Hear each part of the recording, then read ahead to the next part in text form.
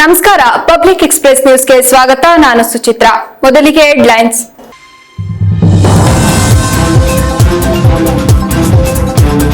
ಈ ಜಿಲ್ಲಾಧಿಕಾರಿ ಹೊಡೆತ ತಡೆಯದೆ ಕೆಲವು ಅಧಿಕಾರಿಗಳು ಸೂಸೈಡ್ ಮಾಡಿಕೊಳ್ಳುವ ಹಂತಕ್ಕೆ ಬಂದಿದ್ದಾರೆ. ಯಾರಾದರೂ ಸೂಸೈಡ್ ಮಾಡಿಕೊಂಡರೆ ಇದಕ್ಕೆ ಜಿಲ್ಲಾಧಿಕಾರಿಗಳೇ ಹೊಣೆ.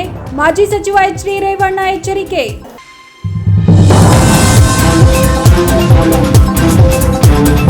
ಅರಕಲಗೂಡು ದಸರಾ ಉತ್ಸವ 2025ಕ್ಕೆ ಅಂತಾರಾಷ್ಟ್ರೀಯ ಬುಕರ್ ಪ್ರಶಸ್ತಿ ವಿಜೇತೆ ಸಾಹಿತಿ ದೀಪಾ ಬಸ್ತಿಯಿಂದ ಉದ್ಘಾಟನೆ.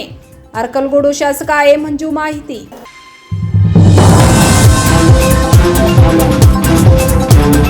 ನೀಲಗಿರಿ ಪ್ರದೇಶದಲ್ಲಿ 1600ಕ್ಕೂ ಹೆಚ್ಚು ರೈತರು ಅತಿಕ್ರಮಣ ಮಾಡಿದ್ದಾರೆ. ದಾಖಲೆಗಳು ಸ್ಪಷ್ಟವಾಗಿದ್ದರೂ ಅಧಿಕಾರಿಗಳು ಕ್ರಮ ಕೈಗೊಳ್ಳದೆ ಕಾಲಹರಣ ಮಾಡುತ್ತಿದ್ದಾರೆ.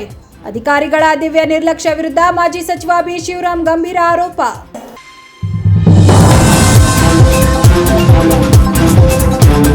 ಜಿಲ್ಲಾಧಿಕಾರಿಗಳ ಹೊಡೆತ ತಡೆಯಲಾರದೆ ಕೆಲ ಅಧಿಕಾರಿಗಳು ಸೂಸೈಡ್ ಮಾಡಿಕೊಳ್ಳುವ ಹಂತಕ್ಕೆ ತಲುಪಿದ್ದಾರೆ ಎಂದು ಜಿಲ್ಲಾಧಿಕಾರಿ ಲತಾಕುಮಾರಿ ಅವರ ವಿರುದ್ಧ ಮಾಜಿ ಸಚಿವ ಎಚ್.ಡಿ. ರೇವಣ್ಣ ಹರಿಹಾಯ್ದರು.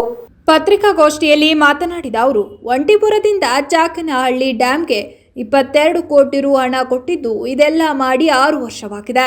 ಜಿಲ್ಲಾಧಿಕಾರಿ ಅಕೌಂಟ್ಗೆ ದುಡ್ಡು ಬಂದರೂ ಪರಿಹಾರ ಕೊಡದೆ ತಾವೇ ಇಟ್ಟುಕೊಂಡು ಎಸ್ಎಲ್ಒ ಕಚೇರಿಗೆ ಅಲೆದಾಡಿಸುತ್ತಿದ್ದಾರೆ ಎಂದು ಆರೋಪ ಮಾಡಿದರು. ಎಸ್ಎಲ್ಒ ಕಚೇರಿ ಜಿಲ್ಲಾಧಿಕಾರಿ ಅಧೀನದಲ್ಲಿದ್ದು, ಡಿಸಿ ವಾರಕ್ಕೊಂದು ಸಭೆ ನಡೆಸುತ್ತಾರೆ. ಎಷ್ಟು ಅರ್ಜಿದಾರರ ಅರ್ಜಿಗಳು ಬಗೆಹರಿದಿವೆ? ಎಸ್ಎಲ್ಒ ಕರೆಸಿ ಹಳೆ ಅರ್ಜಿಗಳನ್ನು ಬಗೆಹರಿಸಬೇಕು. 1986ರಲ್ಲಿ ಭೂಸ್ವಾಧೀನ ಮಾಡಲಾಗಿದೆ. ಆದರೂ ಭೂಮಿ ಕಳೆದುಕೊಂಡವರಿಗೆ ಪರಿಹಾರದ ಹಣ ನೀಡಿಲ್ಲ ಎಂದು ಅಸಮಾಧಾನ ವ್ಯಕ್ತಪಡಿಸಿದರು. ನಾನು ಈ ಬಗ್ಗೆ ರಾಜ್ಯ ಸರ್ಕಾರದ ಮುಖ್ಯ ಕಾರ್ಯದರ್ಶಿಗಳ ಗಮನಕ್ಕೆ ತಂದಿದ್ದೇನೆ. ನಮ್ಮ ಸ್ವಂತ ಕೆಲಸ ಮಾಡಿಕೊಡುವುದು ಬೇಡ, ನಿಮ್ಮ ಕಚೇರಿಯನ್ನು ಶುದ್ಧೀಕರಣ ಮಾಡಿ. ಈ ಜಿಲ್ಲಾಧಿಕಾರಿ ಹೊಡೆತ ತಡೆಯದೆ ಕೆಲವು ಅಧಿಕಾರಿಗಳು ಸೂಸೈಡ್ ಮಾಡಿಕೊಳ್ಳುವ ಹಂತಕ್ಕೆ ಬಂದಿದ್ದಾರೆ. ಯಾರಾದರೂ ಸೂಸೈಡ್ ಮಾಡಿಕೊಂಡರೆ ಜಿಲ್ಲಾಧಿಕಾರಿಗಳೇ ನೇರ ಹೊಣೆ. ಒಬ್ಬ ತಹಸೀಲ್ದಾರ್ ನನ್ನ ಬಳಿ ಹೀಗೆ ಬರೆದುಕೊಂಡು ಬನ್ನಿ ಎಂದು ಡಿಸಿ ಹೇಳುತ್ತಾರೆ. ಅವರು ಕೊಡುವ ಕಾಟದಿಂದ ಸೂಸೈಡ್ ಮಾಡಿಕೊಳ್ಳುವಂತಾಗಿದೆ ಅಂತ ಹೇಳಿದ್ದಾರೆ. ನಾನು ಶಾಸಕ, ಸಚಿವನಾಗಿ ಕೆಲಸ ಮಾಡಿದ್ದೇನೆ. ಜಿಲ್ಲಾಧಿಕಾರಿಗಳೇ, ನಿಮ್ಮ ನಡವಳಿಕೆ ತಿದ್ದುಕೊಳ್ಳಿ. ಕೆಳಮಟ್ಟದ ಅಧಿಕಾರಿಗಳ ಬಳಿ ಗೌರವಯುತವಾಗಿ ನಡೆಸಿಕೊಳ್ಳಿ. ಬೆಳಗ್ಗೆ 8 ಗಂಟೆಗೆ ಅಧಿಕಾರಿಗಳನ್ನು ಕರೆಸಿಕೊಳ್ಳುತ್ತಾರೆ. ಮಧ್ಯಾಹ್ನದವರೆಗೆ ಕೆಲಸ ಮಾಡಿಸುತ್ತಾರೆ. ಆಮೇಲೆ ಅವರು ಬೇರೆ ತಾಲೂಕಿಗೆ ಹೋಗುತ್ತಾರೆ ಎಂದು ತಿಳಿಸಿದರು. ಒಂದು ತಿಂಗಳಾದ್ರೂ ಎಸ್ಎಲ್ಒ ಕಚೇರಿ, ಡಿಸಿ ಕಚೇರಿಲಿ ಅಲಿತಾರು ಜನ. ಅದು ಯಾಕೆ ಇಟ್ಕೊಂಡವರು ಒಂದು ತಿಂಗಳಿಂದ ನನಗೆ ಗೊತ್ತಿಲ್ಲ. ಏನು ಸರ್, 7 ವರ್ಷ ಪ್ರಾಜೆಕ್ಟನ್ನು ಕೆರೆಗಳದ ಈಗ 6 ವರ್ಷ ಆಯ್ತಿದ್ದು. 4-1 ಮಾಡಿ 19 ಇವೆಲ್ಲ ಮಾಡ್ಕೊಂಡು 4-1 ಮಾಡಿ ಎಲ್ಲ ಮಾಡಿ ಒಂದು ಲ್ಯಾಂಡ್ ಅಕ್ವಿಷನ್ ಹೆಂಗೆ ಮಾಡ್ತಾರೆ ಈ ಇಲಾಖೆಯಲ್ಲಿ ಅಂದರೆ, ದುಡ್ಡು ಕೊಟ್ಟವರಿಗೆ ಲ್ಯಾಂಡ್ ಅಕ್ವಿಷನ್ ದುಡ್ಡು.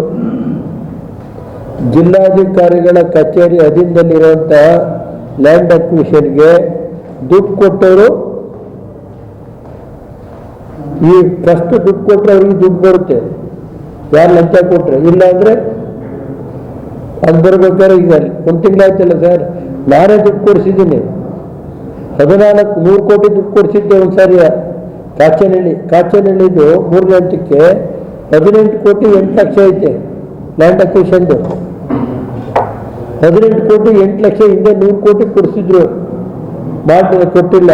ಅಲ್ಲಿ ಆಫೀಸಿಗೆ ಬಂದರೆ ಇನ್ವಾರ್ಡೇ ಮಾಡಿಸಲ್ಲ, ಅಲ್ಲಿ ಇಟ್ಕೊಳ್ಳೋದು, ಕಳಿಸೋದು ವಾಪಸ್. ನಾನು ಜಿಲ್ಲಾಧಿಕಾರಿಗಳಿಗೆ ದಯಮಾಡಿ ನಿಮ್ಮ ಕಚೇರಿನ ಫಸ್ಟ್ ಶುದ್ಧೀಕರಣ ಮಾಡಿ, ಅಲ್ಲಿ ನಡೀತಾ ಇರೋಂಥ ಲೋಪನ ಶುದ್ಧೀಕರಣ ಮಾಡಿ, ಆಮೇಲೆ ಬೇರೆ ಇಲಾಖೆಗೆ. ಕೆಲವರು ಅಧಿಕಾರಿಗಳು ಈ ಜಿಲ್ಲಾಧಿಕಾರಿಗಳ ಹೊಡೆತ ತಡೆದಲೆ ಸೂಯಿಸೈಡ್ ಮಾಡಿಕೊಡುವಂಥ ಸನ್ನಿವೇಶಕ್ಕೆ ಹೋಗ್ತಾ ಇದ್ದಾರೆ. ಗೊತ್ತಿಲ್ಲ ನನಗೆ. ಈಗ ಹಾಲಿ ಜಿಲ್ಲಾಧಿಕಾರಿಗಳಿಗೆ ಹೇಳ್ತೀನಿ, ಮಾಡಿ ಕೆಟ್ಟ ಹೆಸರು ತಗೋಬೇಡಿ. ಯಾರು ಸೂಯಿಸೈಡ್ ಆಗಿ ಯಾರು ಇದಾದರೆ ನೇರವಾಗಿ ನೀವೇ ಜವಾಬ್ದಾರಿ. ಒಬ್ಬ ತಹಸೀಲ್ದಾರ್ ಹೇಳ್ತಾರೆ, ನನ್ನ ಏಕವಚನದಲ್ಲಿ ಬೈತಾರೆ, ಹಿಂಗೆ ಬರ್ಕಬ ಅಂತಾರೆ.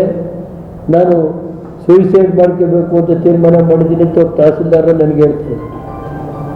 ಅವ್ರು ಬಾಯಿ ಬಿಟ್ಟು ಹೇಳಲ್ಲ ಯಾರು ತಹಸೀಲ್ದಾರು ಅಂತ. ಆಮೇಲೆ ಎಲ್ಲ ಹಾಸನದಲ್ಲಿ ನಗರಸಭೆಯಾಗಿ 4 ವರ್ಷ ಐತೆ, ಅದಿರಲಿ. ಎಲ್ಲ ಲ್ಯಾಂಡ್ ಮಾಫಿಯಾದರು ಹಾಸನ ಸುತ್ತ ಕೂತಾ ಇರೋದು. ಖರಾಬ್ ಜಾಗ ಯಾವ ಬಿಡ್ತಾ ಇಲ್ಲ. ಕಚೇರಿ ದಯಮಾಡಿ ಸರ್ಕಾರದ ಆಸ್ತಿ ಉಳಿಸಿ, ಫಸ್ಟು ನಿಮ್ಮ ಕಚೇರಿ ಕ್ಲೀನ್ ಮಾಡ್ಕೊಂಡು ಬೇರೆ ಕಡೆಗೆ ಹೋಗಿ. ಆಮೇಲೆ ಅಧಿಕಾರಿಗಳನ್ನ MLAಗಳು ಕರೆದ್ರೆ, ಸರ್ ಜಿಲ್ಲಾಧಿಕಾರಿಗಳ ಕಚೇರಿಗೆ ಹೋಗ್ತೀವಿ ಅಂತಾರೆ ದಿನ ಬೆಳಿಗ್ಗೆ ಎದ್ದು. ಅಲ್ಲಿ 8 ಗಂಟೆಗೆ ಬರೋಕ್ಕೆ ಹೇಳಿ 2 ಗಂಟೆ ಅವ್ರು ಮಾತಾಡ್ಸಲ್ಲ, ಮತ್ತೆ ವಾಪಸ್ ಬರೋದು. ನಾನು ಫಸ್ಟ್ ಅವ್ರು ಕಚೇರಿ ಮಾಡ್ಕೊಳ್ಳಿ, ಏನು ಬೇಕೋ ಮಾಡಲಿ, ನಾನು ಚೆನ್ನಾಗಿ ಇದು ಮಾಡೋದು ಅವೆಲ್ಲ ನಾನು ಮಾಡ್ತೀನಿ. ಆದರೆ ಜಿಲ್ಲಾಧಿಕಾರಿಗಳಿಗೆ ಮನವಿ ಮಾಡೋದು ಇಷ್ಟೇ. ನಾನು MLA ಕೆಲಸ ಮಾಡಿದ್ದೀನಿ, ಮಂತ್ರಿಯಾಗಿ ಮಾಡಿದ್ದೀನಿ. ನಿಮ್ಮ ಕಂದಾಯ ಇಲಾಖೆ ಮಂತ್ರಿಗಳು ರಿವ್ಯೂ ಮಾಡ್ತಾರೆ, ಪಾಪ ಅವ್ರ ಬಗ್ಗೆ ನನ್ನ ಗೌರವ ಇದೆ. ನಾನು ಹೇಳೋದು ಕೂಡಲೇ ತಮ್ಮ ಕಚೇರಿನಲ್ಲಿರೋ ಕಡತಗಳನ್ನ SLO ಕಚೇರಿ ಇರ್ಬೋದು, ಯಾಕೆ ರೀತಿ ತಿರುಗಿಸ್ತೀರಿ? ತಿಂಗಳುಗಟ್ಟಲೆ ಯಾಕೆ ಬೇಕು? ವಿಲೇವಾರಿ ಮಾಡಿ ಕೊಡಿ ಅವ್ರಿಗೆ. ಆಮೇಲೆ ಸೀನಿಯಾರಿಟಿ ಮೇಲೆ ಕೊಡಿ. ಲ್ಯಾಂಡ್ ಅಕ್ವಿಷನ್ ದುಡ್ಡು ಬಂದರೆ 15 ವರ್ಷಕ್ಕೆ ಕೊಡ್ತೀರಿ. ಇವತ್ತು ಮನೆಗೆ ಯಾಕೆ ಕೊಡಲ್ಲ? ಪಾಪ ರೈತರಿಗೆ ಕಳ್ಕೊಂಡವಲ್ಲ ಜಮೀನು. 14 ಕೋಟಿ ದುಡ್ಡು ಕೊಡಿಸಿದ್ದೀನಿ, ಕೊಡೋಕ್ಕೆ ಯಾಕೆ 1 ತಿಂಗಳು ಬೇಕು? ಅರಕಲಗೂಡು ದಸರಾ ಉತ್ಸವವನ್ನ ಅಂತಾರಾಷ್ಟ್ರೀಯ ಬೂಕರ್ ಪ್ರಶಸ್ತಿ ವಿಜೇತೆ ಸಾಹಿತಿ ದೀಪಾ ಬಸ್ತಿರವರು ಉದ್ಘಾಟಿಸಲಿದ್ದಾರೆ ಎಂದು ಶಾಸಕ ಎ ಮಂಜು ತಿಳಿಸಿದರು. ಸುದ್ದಿಗೋಷ್ಠಿಯಲ್ಲಿ ಮಾತನಾಡಿದ ಅವರು, ಅಕ್ಟೋಬರ್ 2 ಸಂಜೆ 4 ಗಂಟೆಗೆ ದಸರಾ ಉದ್ಘಾಟನೆಯಾಗಲಿದೆ. ಅರಕಲಗೂಡು ಪಟ್ಟಣದ ಶ್ರೀ ದೊಡ್ಡಮ್ಮ ದೇವಸ್ಥಾನ ಆವರಣದಿಂದ ಬನ್ನಿ ಮಂಟಪದವರೆಗೂ ದಸರಾ ಮೆರವಣಿಗೆ ನಡೆಯಲಿದೆ ಎಂದು ತಿಳಿಸಿದರು. ಮೈಸೂರು ದಸರಾ ಉದ್ಘಾಟನೆಗೆ ಅಂತಾರಾಷ್ಟ್ರೀಯ ಬೂಕರ್ ಪ್ರಶಸ್ತಿ ವಿಜೇತೆ ದೀಪಾ ಬಸ್ತಿ ಅವರನ್ನು ಆಹ್ವಾನಿಸಿಲ್ಲ. ದೀಪಾ ಬಸ್ತಿ ಅವರು ಸಾಹಿತಿ ಬಾನು ಮುಷ್ತಾಕ್ ಅವರ ಕನ್ನಡ ಕೃತಿಯನ್ನ ಇಂಗ್ಲಿಷ್ಗೆ ತರ್ಜುಮೆ ಮಾಡುವ ಮೂಲಕ ನಮ್ಮ ಜಿಲ್ಲೆಯ ಸಾಹಿತಿಗೆ ಅಂತಾರಾಷ್ಟ್ರೀಯ ಪ್ರಶಸ್ತಿ ಸಿಗಲು ಕಾರಣಕರ್ತರಾಗಿದ್ದಾರೆ. ಹಾಗಾಗಿ ನಾವು ಅವರನ್ನ ದಸರಾ ಉದ್ಘಾಟಕರನ್ನಾಗಿ ಆಹ್ವಾನಿಸಿದ್ದೇವೆ ಎಂದು ಪ್ರಶ್ನೆಯೊಂದಕ್ಕೆ ಉತ್ತರಿಸಿದರು. ಈ ಹಿಂದೆ ನಿಸಾರ್ ಅಹಮದ್ ಅವರು ಮೈಸೂರು ದಸರಾ ಉದ್ಘಾಟನೆ ಮಾಡಿದ ಸಂದರ್ಭದಲ್ಲಿ ಯಾವುದೇ ವಿವಾದ ಆಗಲಿಲ್ಲ. ಆದರೆ ಬಾನು ಮುಷ್ತಾಕ್ ಅವರನ್ನ ಆಯ್ಕೆ ಮಾಡಿದಾಗ ವಿವಾದ ಯಾಕಾಯಿತು ಎಂಬುದನ್ನು ಚಿಂತಿಸಬೇಕಿದೆ. ಬಾನು ಮುಷ್ತಾಕ್ ಬಗ್ಗೆ ನಮಗೆ ಯಾವುದೇ ಭಿನ್ನಾಭಿಪ್ರಾಯವಿಲ್ಲ. ಈಗಲೂ ಅವರು ಒಪ್ಪಿಕೊಂಡರೆ ಅರಕಲಗೂಡು ದಸರಾ ಉದ್ಘಾಟನೆಗೆ ಆಹ್ವಾನಿಸುವುದಾಗಿ ತಿಳಿಸಿದರು. ಹಾಗೂ ರಾಜ್ಯ ಸರ್ಕಾರದಲ್ಲಿ ರಸ್ತೆ ಗುಂಡಿ ಮುಚ್ಚಲು ಕೂಡ ಅನುದಾನವಿಲ್ಲ. ಎಲ್ಲ ಕಡೆ ರಸ್ತೆಗಳು ಗುಂಡಿ ಬಿದ್ದು ವಾಹನ ಸಂಚಾರಕ್ಕೆ ತೊಂದರೆಯಾಗುತ್ತಿದೆ. ಸರ್ಕಾರ ಜನರಿಗೆ ಮೂಲಭೂತವಾಗಿ ಅವಶ್ಯಕತೆ ಇರುವ ರಸ್ತೆ, ಆಸ್ಪತ್ರೆ, ಶಾಲಾ ಅಭಿವೃದ್ಧಿಗೆ ಹೆಚ್ಚಿನ ಆದ್ಯತೆ ನೀಡಬೇಕೆಂದು ಒತ್ತಾಯಿಸಿದರು. ದಸರಾ ಉತ್ಸವನ ಅಕ್ಟೋಬರ್ 2ನೇ ತಾರೀಕು ಸಾಯಂಕಾಲ 4 ಗಂಟೆಗೆ ಅರಕಲಗೂಡಿನಲ್ಲಿ ದಸರಾ ಪ್ರಾರಂಭ ಆಗ್ತದೆ. ಅದಕ್ಕೆ ಪ್ರಾರಂಭಕ್ಕೆ ಅವರು ಬರ್ತಾ ಇದ್ದಾರೆ. ಅದಕ್ಕೆ ಸಲುವಾಗಿ ಅದು ಪೆನ್ ಅವಾರ್ಡ್ ಅಂಥೇಳಿ ಬರೆಯೋದಕ್ಕೆ ಪೆನ್ ಅವಾರ್ಡ್ ಅಂತ ಕೊಟ್ಟಿರ್ತಕ್ಕಂಥದ್ದು ವಿಶೇಷವಾದದ್ದು. ಮೊದಲನೇದಾಗಿ ಅವರು ನಮ್ಮ ತಾಲೂಕಿಗೆ, ನಮ್ಮ ಜಿಲ್ಲೆಗೆ ಬರ್ತಾ ಇರ್ತಕ್ಕಂಥದ್ದಕ್ಕೆ ನಾನು ಅವರಿಗೆ ಸ್ವಾಗತವನ್ನು ಕೋರಿ, ತಾವು ಕೂಡ ಅವತ್ತು ಭಾಗವಹಿಸಬೇಕು, ಆ ಕಾರ್ಯಕ್ರಮವನ್ನು ಯಶಸ್ವಿ ಮಾಡಿಕೊಡ್ಬೇಕು ಅಂತೇಳಿ ತಮ್ಮನ್ನು ಆಹ್ವಾನ ಮಾಡೋದಕ್ಕೆ ನಿಮ್ಮ ಮುಖಾಂತರ ಇಡೀ ಕರ್ನಾಟಕ ರಾಜ್ಯ ಮತ್ತು ಹಾಸನ ಜಿಲ್ಲೆಯ ಎಲ್ಲ ತಾಲೂಕುಗಳಿಂದನೂ ಆ ಕಾರ್ಯಕ್ರಮಕ್ಕೆ ಬಂದು ಯಶಸ್ವಿಯಾಗಿ ಮಾಡಿಕೊಡ್ಬೇಕು ಅಂತ ಹೇಳಿ ತಮ್ಮ ಮೂಲಕ ಪ್ರಾರ್ಥನೆಯನ್ನು ನಾವು ಮಾಡ್ಕೊತಾ ಇದ್ದೀವಿ. Thank you. ವಿತೌಟ್ ಎನಿಥಿಂಗ್ ಅದು ಮಾಮೂಲಿ ಸಂಪ್ರದಾಯವಾಗಿ ನಡೀತದೆ. ವಿಶೇಷವಾಗಿ ಅಂತಂದರೆ ದೀಪಾವಳಿ ಬರ್ತಕ್ಕಂಥದ್ದು, ಉದ್ಘಾಟನೆ ಮಾಡ್ತಕ್ಕಂಥದ್ದೇ ಒಂದು ವಿಶೇಷ. ನಮ್ಮ ಅಲ್ಲ, ಮೈಸೂರು ಕರೀಲಿಲ್ಲ ಅಂತ ನಾವು ಕರೀತಾ ಇಲ್ಲ. ನಮ್ಮ ಜಿಲ್ಲೆಗೆ ಗೌರವ ತಂದು ಕೊಟ್ಟಿದ್ದಾರೆ. ಒಂದು ವಿಶೇಷವಾದಂಥ ಒಂದು ವ್ಯಕ್ತಿತ್ವ ಇರ್ತಕ್ಕಂಥವ್ರು ಅವರು ಈ ಪುಸ್ತಕನ ತರ್ಜುಮೆ ಮಾಡದೇ ಇದ್ದಿದ್ರೆ, ಅವ್ರು ಇಂಗ್ಲೀಷಲ್ಲಿ ಅನುವಾದ ಆಗದೇ ಇದ್ದಿದ್ರೆ ಈ ಪುಸ್ತಕ ಇಂಟರ್ನ್ಯಾಷನಲ್ ಲೆವೆಲ್ಗೆ ಬರೋಕ್ಕೆ ಆಗ್ತಾನೆ ಇರಲಿಲ್ಲ. ಇವತ್ತು ಇಂಟರ್ನ್ಯಾಷನಲ್ ಲೆವೆಲ್ಗೆ ಬರಬೇಕಾದ ಕಾರಣ ದೀಪಾ ಬಸ್ತಿ ಇರ್ತಕ್ಕಂಥದ್ದನ್ನ ನಾವೆಲ್ಲರೂ ಯಾಕೆ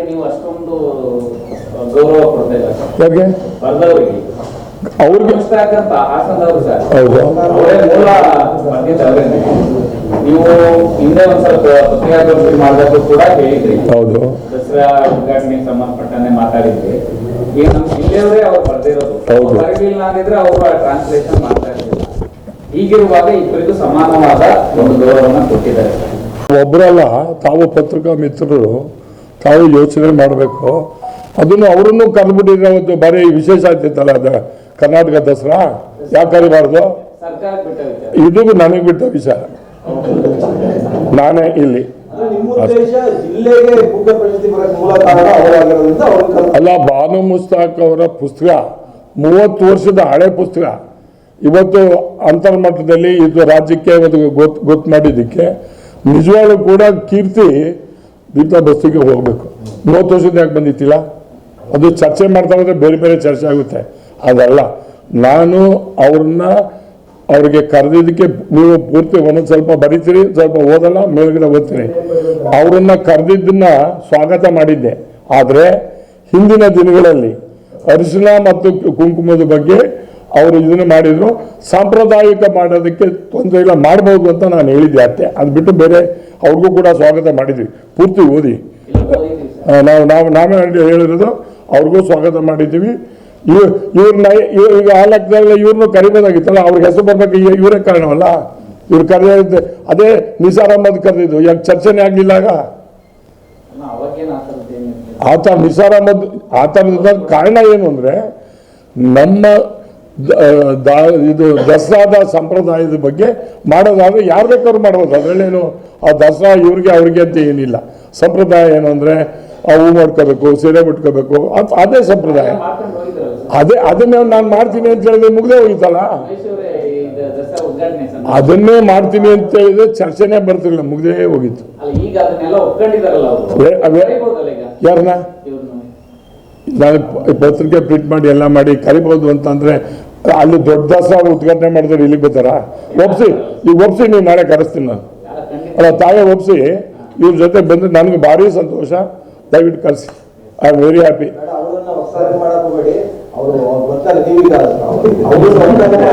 ಅನೇಕ ದಶಕಗಳಿಂದ ಮುಂದುವರೆದಿರುವ ಮೀಸಲು ಅರಣ್ಯ ಗೊಂದಲವಾಗಿತ್ತು. ಜಿಲ್ಲಾದ್ಯಂತ 36 ಪ್ರದೇಶಗಳು ಮೀಸಲು ಅರಣ್ಯ ವ್ಯಾಪ್ತಿಗೆ ಒಳಪಟ್ಟಿವೆ ಎಂಬ ಅಧಿಕೃತ ದಾಖಲೆಗಳಿದ್ದರೂ ದಶಕಗಳಿಂದ ಯಾವುದೇ ಕ್ರಮ ಕೈಗೊಳ್ಳದಿರುವುದು ಅಧಿಕಾರಿಗಳ ದಿವ್ಯ ನಿರ್ಲಕ್ಷ್ಯ ಹಾಗೂ ಜನಪ್ರತಿನಿಧಿಗಳ ಬೇಜವಾಬ್ದಾರಿತನಕ್ಕೆ ಸಾಕ್ಷಿ ಎಂದು ಮಾಜಿ ಸಚಿವ ಬಿ ಶಿವರಾಮ್ ಗಂಭೀರವಾಗಿ ಆರೋಪಿಸಿದರು. ಪತ್ರಿಕಾಗೋಷ್ಠಿಯಲ್ಲಿ ಮಾತನಾಡಿದ ಅವರು 1928ರಿಂದ ಇಂದಿನವರೆಗೆ ಮೀಸಲು ಅರಣ್ಯ ಘೋಷಣೆ ದಾಖಲೆಗಳಲ್ಲಿ ಮಾತ್ರ ಉಳಿದಿದೆ. ಕಂದಾಯ ಇಲಾಖೆಯಲ್ಲಿಯೂ ಪರಿಷ್ಕರಣೆ ನಡೆಯದ ಕಾರಣ ಗೊಂದಲ ಮುಂದುವರೆದಿದೆ.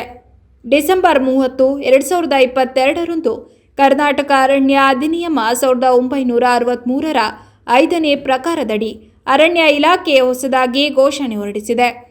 ಅರಣ್ಯ ವ್ಯವಸ್ಥಾಪನಾಧಿಕಾರಿಗೆ ಭೂಮಿಯ ಸರ್ವೆ ನಡೆಸಿ ವಶಪಡಿಸಿಕೊಳ್ಳಲು ಸೂಚನೆ ನೀಡಿತ್ತು.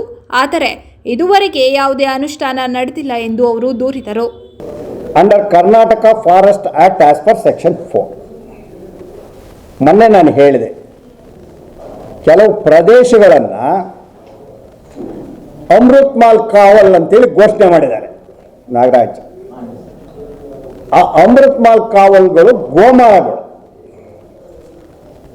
ಅವನ್ನ ಬಹಳ ಹಿಂದೆ ಮಹಾರಾಜರ ಕಾಲದಲ್ಲಿ ಅರಣ್ಯ ಪ್ರದೇಶ ಅಂತೇಳಿ ಘೋಷಣೆ ಮಾಡಿಬಿಟ್ಟಿದ್ದಾರೆ, ಫಾರೆಸ್ಟ್ ಅಂತ. ಆದರೆ ಅವಕ್ಕೆ ಅರಣ್ಯದ ಗುಣಲಕ್ಷಣಗಳು ಇದೆಯಾ ಅಂತೇಳಿ ಗುರುತಿಸಲಿಲ್ಲ. Notified as forest. ತಾಜಾ ಉದಾಹರಣೆ ಇಲ್ಲಿ ನಿಮಗೆ ಕೊಟ್ಬಿಟ್ಟಿದ್ದೀನಿ.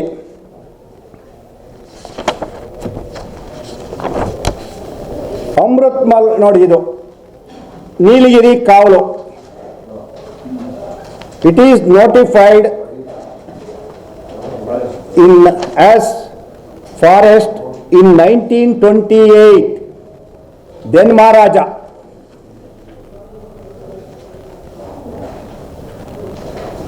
ಅದು ಪರಿಪೂರ್ಣವಾದ ಗೋಮಾಳ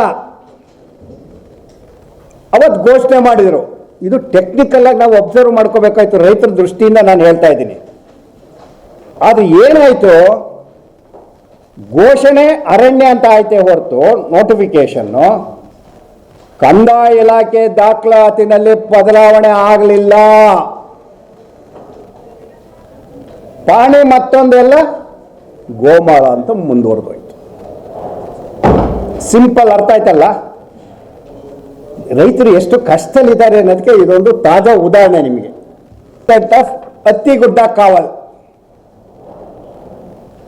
ಜಾವಗಲ್ ಹೋಬಳಿ, ನೀಲಗಿರಿ ಕಾವಲ್ ಜಾವಗಲ್ ಹೋಬಳಿ, ಅದು ಅದೇ ಥರ ಗೋಮಾಳ ಹಿಂದೆ 1928ರಲ್ಲಿ ಘೋಷಣೆ ಆದರೆ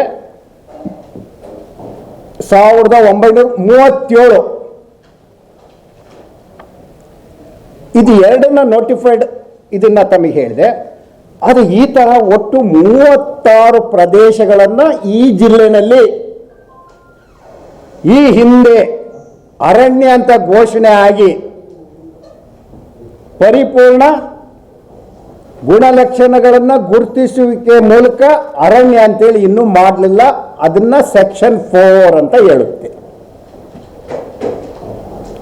ಕ್ಲಾರಿಫೈ ಆಯ್ತು ಅಂತ ತಿಳ್ಕೊಂಡಿದ್ದೀನಿ.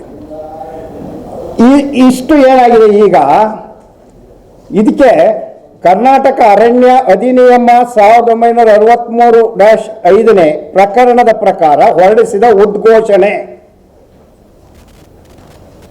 ಇದನ್ನ ಈಗ ನಿಮಗೆ ಮೊದಲನೇ ಪೇಜಲ್ಲಿ ಕೊಟ್ಟಿದ್ದೀನಿ. ಇದ್ರ ಪ್ರಕಾರ ಈ ವ್ಯವಸ್ಥಾಪನಾ ಅಧಿಕಾರಿ ಅಂತ ನೇಮಕ ಮಾಡಿದ್ದಾರೆ ಸರ್ಕಾರ. ಅವರು ಸೆಕ್ಷನ್ 4ನ ಪ್ರದೇಶವನ್ನ ನೋಟಿಸ್ ಕೊಡೋದ್ರ ಮೂಲಕ GPS ಮಾಡಿ ಅವರಿಗೆ ಕೊಟ್ಟಂತ ಅಧಿಕಾರದ ವ್ಯಾಪ್ತಿಯಲ್ಲಿ ಎಷ್ಟು ಪ್ರದೇಶ ಅರಣ್ಯಕ್ಕೆ ಗುಣಲಕ್ಷಣಗಳನ್ನು ಉಳಿಸ್ಕೊಂಡಿದೆ ಅಥವಾ ಪ್ರದೇಶ ಎಷ್ಟು ಖಾಸಗಿಯವರ ಸ್ವತ್ತಾಗಿದೆ, ಎಷ್ಟು ಪ್ರದೇಶನ ಅರಣ್ಯ ಇಲಾಖೆ ಮುಂಜೂರಾತಿ ಮಾಡಿದ್ದಾರೆ, ಅಲ್ಲ ಕಂದಾಯ ಇಲಾಖೆಯವರು ಬಗರಕೊಮ್ಮು ಮತ್ತೊಂದು ಇತ್ಯಾದಿ ಇತ್ಯಾದಿ, ಅದಕ್ಕೆ ಒಂದು ಘೋಷಣೆಯನ್ನು ಹೊರಡಿಸಿದ್ದಾರೆ. ಹೊರಡಿಸಿರೋದು ಯಾವಾಗ? 22-23 30/12/2022 ಘೋಷಣೆ ಆಯ್ತಾ. ಎರಡನೇ ಪೇಜಲ್ಲಿ ಅವರೇ ವ್ಯವಸ್ಥಾಪನಾಧಿಕಾರಿ ಪತ್ರನೂ ಬರೀತಾರೆ ಉಪ ಅರಣ್ಯ ಸಂರಕ್ಷಣಾಧಿಕಾರಿಗಳಿಗೆ. ಎರಡನೇ ಪೇಜು ಅರಸೀಕೆರೆ ತಾಲೂಕಿನ ಸರ್ವೆ ನಂಬರ್ 1 ನೀಲಗಿರಿ ಕಾವಲ್ 4486.16 ಎಕರೆ ಮತ್ತು ಅತ್ತಿಗುಡ್ಡೆ ಕಾವಲ್ ಸರ್ವೆ ನಂಬರ್ 1, 2, 3 ಮತ್ತು ಬೂಚನಹಳ್ಳಿ ಕಾವಲ್ ಸರ್ವೆ ನಂಬರ್ 12, 13 ಒಟ್ಟು ವಿಸ್ತರಣ 1229 ಗುಂಟೆ ಕಾಲಂ 5 ಉದ್ಘೋಷಣೆ ಜೆರಾಕ್ಸ್ ಪ್ರತಿಯನ್ನು ಲಗತ್ತಿಸಿ ಕೂಡಲೇ ಫಾರಮ್ಗಳನ್ನು ಕಳಿಸಿ. 22ಕ್ಕೆ ಹೇಳಿ ಇವತ್ತಿನವರೆಗೂ ಏನೇನೂ ಮಾಡಿಲ್ಲ. ಸುಮ್ಮನೆ ಬೆದರಿಕೆ, ರೈತರಿಗೆ ಹೆದರ್ಸ್ತಾ ಇರೋದು. ಇದು ನಮ್ಮ ಅರಣ್ಯ ಬಿಡಿಸ್ತಾ ಇದ್ದೀವಿ, ಬಿಡಬೇಕು ನೀವು ಭೂಮಿನ, ನಮ್ದು ಅನ್ನೋದು, ಹೋಗೋದು, ಎದುರಿಸೋದು. ಸರ್ಕಾರ ರಚನೆ ಮಾಡಿರ್ತಕ್ಕಂಥ ಅಥವಾ ಕೊಟ್ಟಿರ್ತಕ್ಕಂಥ ಅಧಿಕಾರವನ್ನು ಸರಿಯಾದ ರೀತಿಯಲ್ಲಿ ಇಲ್ಲಿವರೆಗೂ ಬಳಸಿ ಅರಣ್ಯ ಯಾವುದು, ರೈತರ ಭೂಮಿ ಯಾವುದು, ಏನು ಹಕ್ಕಿದೆ ಅನ್ನೋದನ್ನ ನಿಗದಿ ಮಾಡ್ತಕ್ಕಂಥ ಕೆಲಸನ ಇಡೀ ಜಿಲ್ಲೆ ವ್ಯಾಪ್ತಿನಲ್ಲಿ ಅಧಿಕಾರಿಗಳು ಮಾಡಿಲ್ಲ. ವಿಜ್ಞಾನ ಮತ್ತು ತಂತ್ರಜ್ಞಾನ ಕ್ಷೇತ್ರದ ಅರಿವು ಹಾಗೂ ಶಾಲಾ ಶಿಕ್ಷಣದಲ್ಲಿ ವೈಜ್ಞಾನಿಕ ಮನೋಭಾವ ಬೆಳೆಸುವ ಉದ್ದೇಶದಿಂದ ಕರ್ನಾಟಕ ರಾಜ್ಯ ವೈಜ್ಞಾನಿಕ ಸಂಶೋಧನಾ ಪರಿಷತ್ ಬೆಂಗಳೂರು ಇವರ ವತಿಯಿಂದ ನಾನು ವಿಜ್ಞಾನಿ ಎಂಬ ಕಾರ್ಯಕ್ರಮವನ್ನು ಹಮ್ಮಿಕೊಳ್ಳಲಾಗಿದೆ ಎಂದು ರವಿ ನಾಕಲಗೂಡು ಅವರು ತಿಳಿಸಿದರು. ಪತ್ರಿಕಾಗೋಷ್ಠಿಯಲ್ಲಿ ಮಾತನಾಡಿದ ಅವರು, ಕರ್ನಾಟಕ ಭಾರತ ಡ್ರೋನ್ ಫೆಡರೇಷನ್ ಮತ್ತು ಇನೋವೇಷನ್ ಪವರ್ ಲ್ಯಾಬ್ಗಳ ಸಹಯೋಗದಲ್ಲಿ ರಾಜ್ಯದ ವಿವಿಧ ಜಿಲ್ಲೆಗಳ ವಿದ್ಯಾರ್ಥಿಗಳಿಗೆ ತಾಂತ್ರಿಕ ಹಾಗೂ ವೈಜ್ಞಾನಿಕ ತರಬೇತಿ ನೀಡಲಾಗುವುದು. ನಾನು ವಿಜ್ಞಾನಿ ಕಾರ್ಯಕ್ರಮ ಅಕ್ಟೋಬರ್ 1ರಿಂದ ಅಕ್ಟೋಬರ್ 9ರವರೆಗೆ ನಡೆಯಲಿದೆ ಎಂದು ತಿಳಿಸಿದರು.